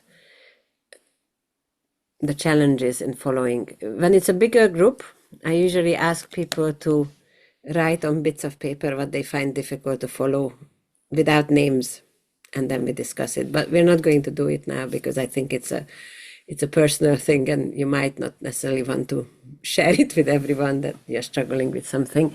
So I'm just going to, unless one of you want to kind of mention something, I don't want to take away the opportunity. Okay, so I just go through all of them, and then we can kind of discuss it. So usually no meat eating, that's fairly easy for most devotees to give up eating meat. No intoxication, that can be a little difficult, especially if someone is used to, like this friend who was taking drugs, or alcohol. Sometimes it can be an addiction or some way to dull the pain. A few suggestions, you can also give some suggestions if you can think about it. One is that what my friend did, chanting, getting a taste for chanting, and that automatically helps you get rid of the lower taste. And another way of getting higher taste is prasadam. So eating gulab jamuns, samosas, chips, whatever is your kind of weapon of choice. Prabhupada called gulab jamuns ISKCON bullets, because they're a good way of kind of fighting against Maya. So that's another good way. No illicit sex, a lot of devotees find that difficult. Maybe not even outside of marriage, but inside marriage, to only have sex for children. And Prabhupada gave different standards. So sometimes Prabhupada says sex only for having children, and sometimes he said sex only inside marriage. So there are these two levels. And then some gurus are more lenient with it, and they say you decide for yourself which one you follow. And other gurus are quite strict, and they say only for having children. So that's one thing, that there is like 2 levels for this. Another thing that Kripamoy Prabhu suggested, or at least I heard it from him, it was a really interesting point. He says this sex desire is like an energy for procreation, or like a creative energy. So if you have some creative services or creative pursuits, then you can channel that creative energy, that kind of sex desire into that, and that helps calm it down.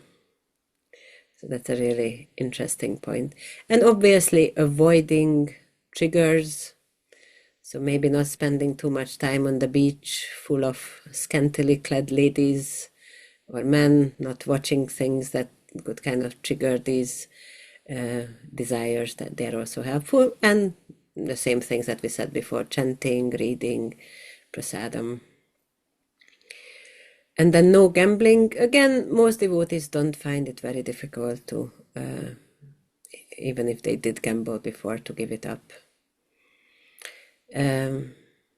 Any thoughts or further suggestions? Katamai? Yeah, just thinking about how to kind of counteract them. We find in our community we have very good Rajboga prasadam and Sunday feast prasadam, and it's usually so tasty that it you feel like charged up after eating it. So that's kind of everyone's shelter here. And then I also found for me personally, it's if I do a lot of service and I constantly keep busy in service, that helps me avoid these things.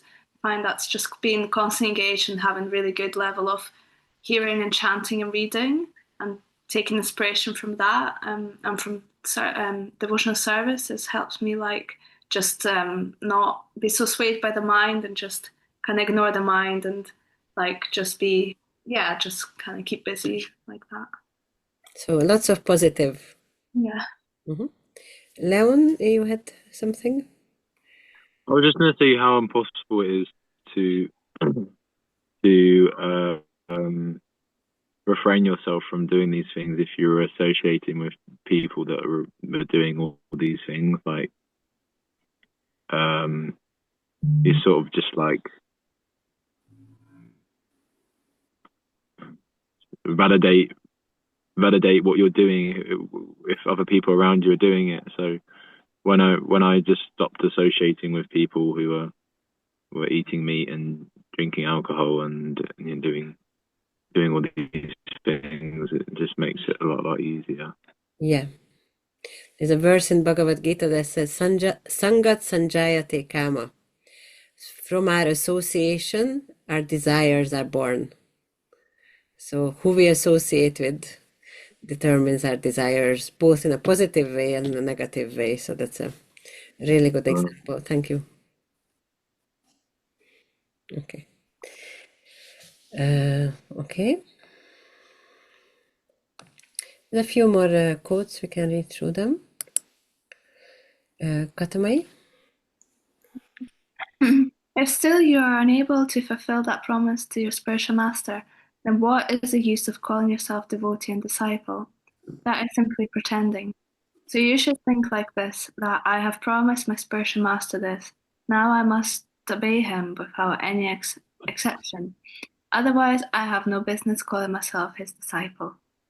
Okay, so Prabhupada in these quotes are quite serious, and the austerity of following these four regulative principles help us to progress quickly in spiritual life. At the same time, it's very important that we don't become discouraged or lose hope if we might find that we are struggling. So it's important that we have either Shiksha Guru or Diksha Guru we can turn to and ask for help. Okay, so don't just kind of become hopeless and negative and kind of lose enthusiasm in Krishna consciousness just because sometimes in life, certain periods in life may be more challenging than others. So don't lose hope, but also don't take initiation before you feel you are ready and able to follow these. That's why there's already that 1 year before initiation, at least 1 year, when you're following the four regulative principles. So that should give you a good practice. But it's very, very important if you're struggling, if you're finding it difficult, then have someone that you can turn to and ask for help and ask for guidance, because you're not the only one. That other person you're turning to, they may have similar difficulties, or they may have spoken with devotees with similar difficulties, and they can give you help and guidance on how to overcome that. Okay, so keep that in mind when we read these quotes. Leon?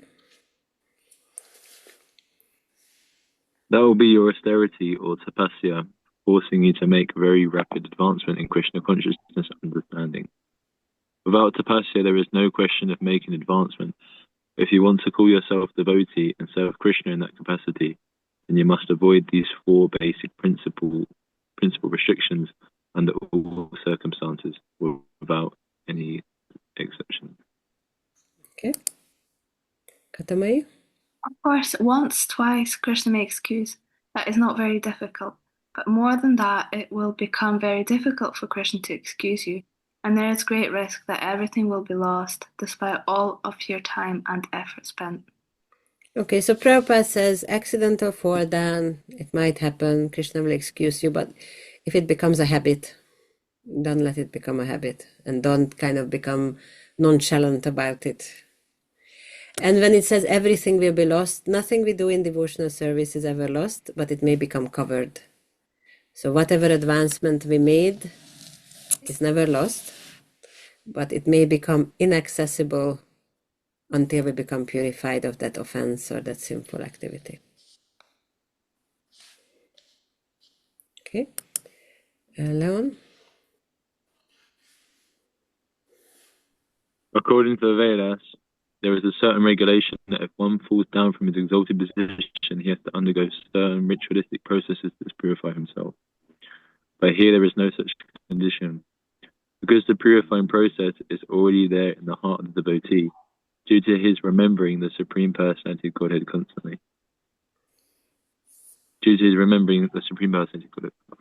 constantly. Therefore, the chanting of Hare Krishna, Krishna Krishna, Hare Hare, Hare Rama, Rama Rama, Hare Hare, should be continued without stoppage. Okay, so the point here is that in other Vedic paths, yoga, jnana, karma, if you commit some sinful activity, you need to do some penance, some austerity. But in devotional service, you don't need to do any separate penance. It's not that you have to drink. There's some story in the Chaitanya Charitamrita where someone was sprinkled with water from a Muslim person's water bottle, and then the Brahmanas advised this person, you have to drink boiling hot ghee and leave your body in that way, and that's the only way to become purified from this. So in bhakti, in devotional service, there's no such thing. Your austerity, your penance is chanting Hare Krishna, because that purifies the heart.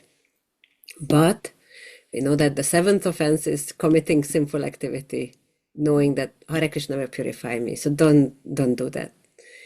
Okay, I can do anything I want and I'll just chant Hare Krishna and become purified, because that in itself is an offense.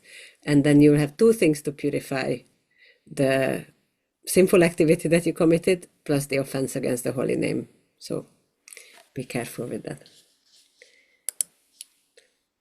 This is tug of war, so don't be afraid of Maya.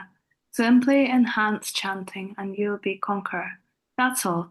Krishna says, Kauntiya prati janihi name bhakta pranashyati. You just declare, my devotee will never be vanquished by Maya. Maya cannot do anything. Simply you have to become strong. And what is the strength? Chant Hare Krishna, Krishna Krishna, Hare Hare, loudly, yes. Okay, so again, Prabhupada gives the solution, chanting positive, that helps us against the negative. So this is a very famous verse. Kalir doshani de rajan asti ko mahan gudan kirtana deva krishnasya mukta sangha param rajet. My dear King, although Kali Yuga is an ocean of faults, there is still one good quality about this age. Simply by chanting the Hare Krishna Mahamantra, one can become free from material bondage and be promoted to the transcendental kingdom. Okay, so you remember the story about Parikshit trying to punish Kali and banish him from this kingdom, and eventually everything was his kingdom, so he couldn't banish him. But Parikshit also knew that Kali Yuga has this exceptional good quality, despite all the bads. The good quality is that simply by chanting, one can become free from all sinful reactions, or karma, or material bondage, and go back to Godhead. So in one sense, it's very difficult because, like we said, it's practically impossible to live without being involved in some kind of sinful activity, even if you just travel on the bus. But at the same time, there is an exceptional good quality, an exceptional opportunity for us Kali Yuga residents, is that simply by chanting we can go back to Godhead. Okay, so this completes, I think, the. Let me check if there's anything left here. No. So this completes our last lesson for today. Any questions, reflections, thoughts?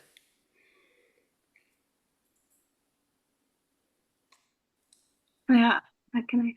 Uh-huh. Yeah, on this point of, that Prabhupada said that there's the positive solutions to chant Hare Krishna and you'd be strong against Maya, quite encouraging, because I think it's good to kind of keep these things in mind, especially now, like after initiation, you like have these steps of like how to be strong against Maya and how to take shelter of the holy name and what to do, so I can keep following properly and like that. That's where the strength comes from. Thank you.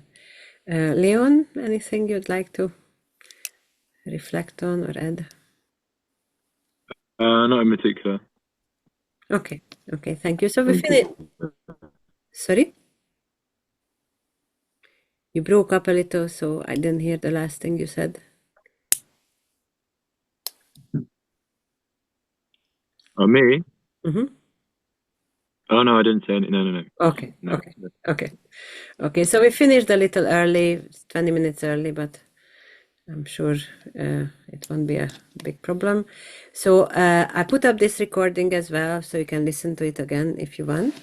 And then maybe just before we go, let's just look at these questions. So Leon, you weren't there yesterday when I said that at the end of the course, there will be an assessment, which is an open book assessment. So you can do it in your own time using all the resources. And the questions are already here, so you can already start thinking about it. Okay. So these are the 20 questions on page 8 of your page 8 and 9 of your student handbook. And yesterday we went through question 1 and 2.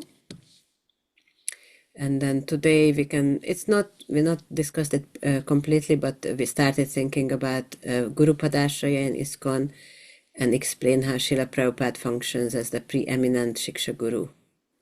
And also these questions about ISKCON Gurus, that's in lesson 4 that we did today. Okay, so start looking at the questions. At the end of the course, next Sunday, I will go through all the questions and explain what should be the answer. But you should also start thinking about it, because then after the end of the course, you'll have 1 or 2 weeks to write your own answers to these questions. And then once you wrote them and passed that assessment, then I send you the certificate for having passed the course. So that's all. As well as attending the classes, you will also need to pass this. Okay. So Are they long answers? Sorry? Are they long answers or short answers? No. Some of them is just 1 or 2 words, and at most a paragraph or something like that. It's not like long essay questions. Okay, and I won't mark anybody's kind of spelling and punctuation, so worry about that. Okay, so Hare Krishna, have a really good Sunday and a really good weekend, and then see you next Saturday at 10 o'clock. Hare Krishna. Srila Prabhupada ki jai, Sadhu Seva Satsanga ki jai, Nitai Gaur Premanandi Vancha Prabhupada. Haribol. Thank you, John. Haribol.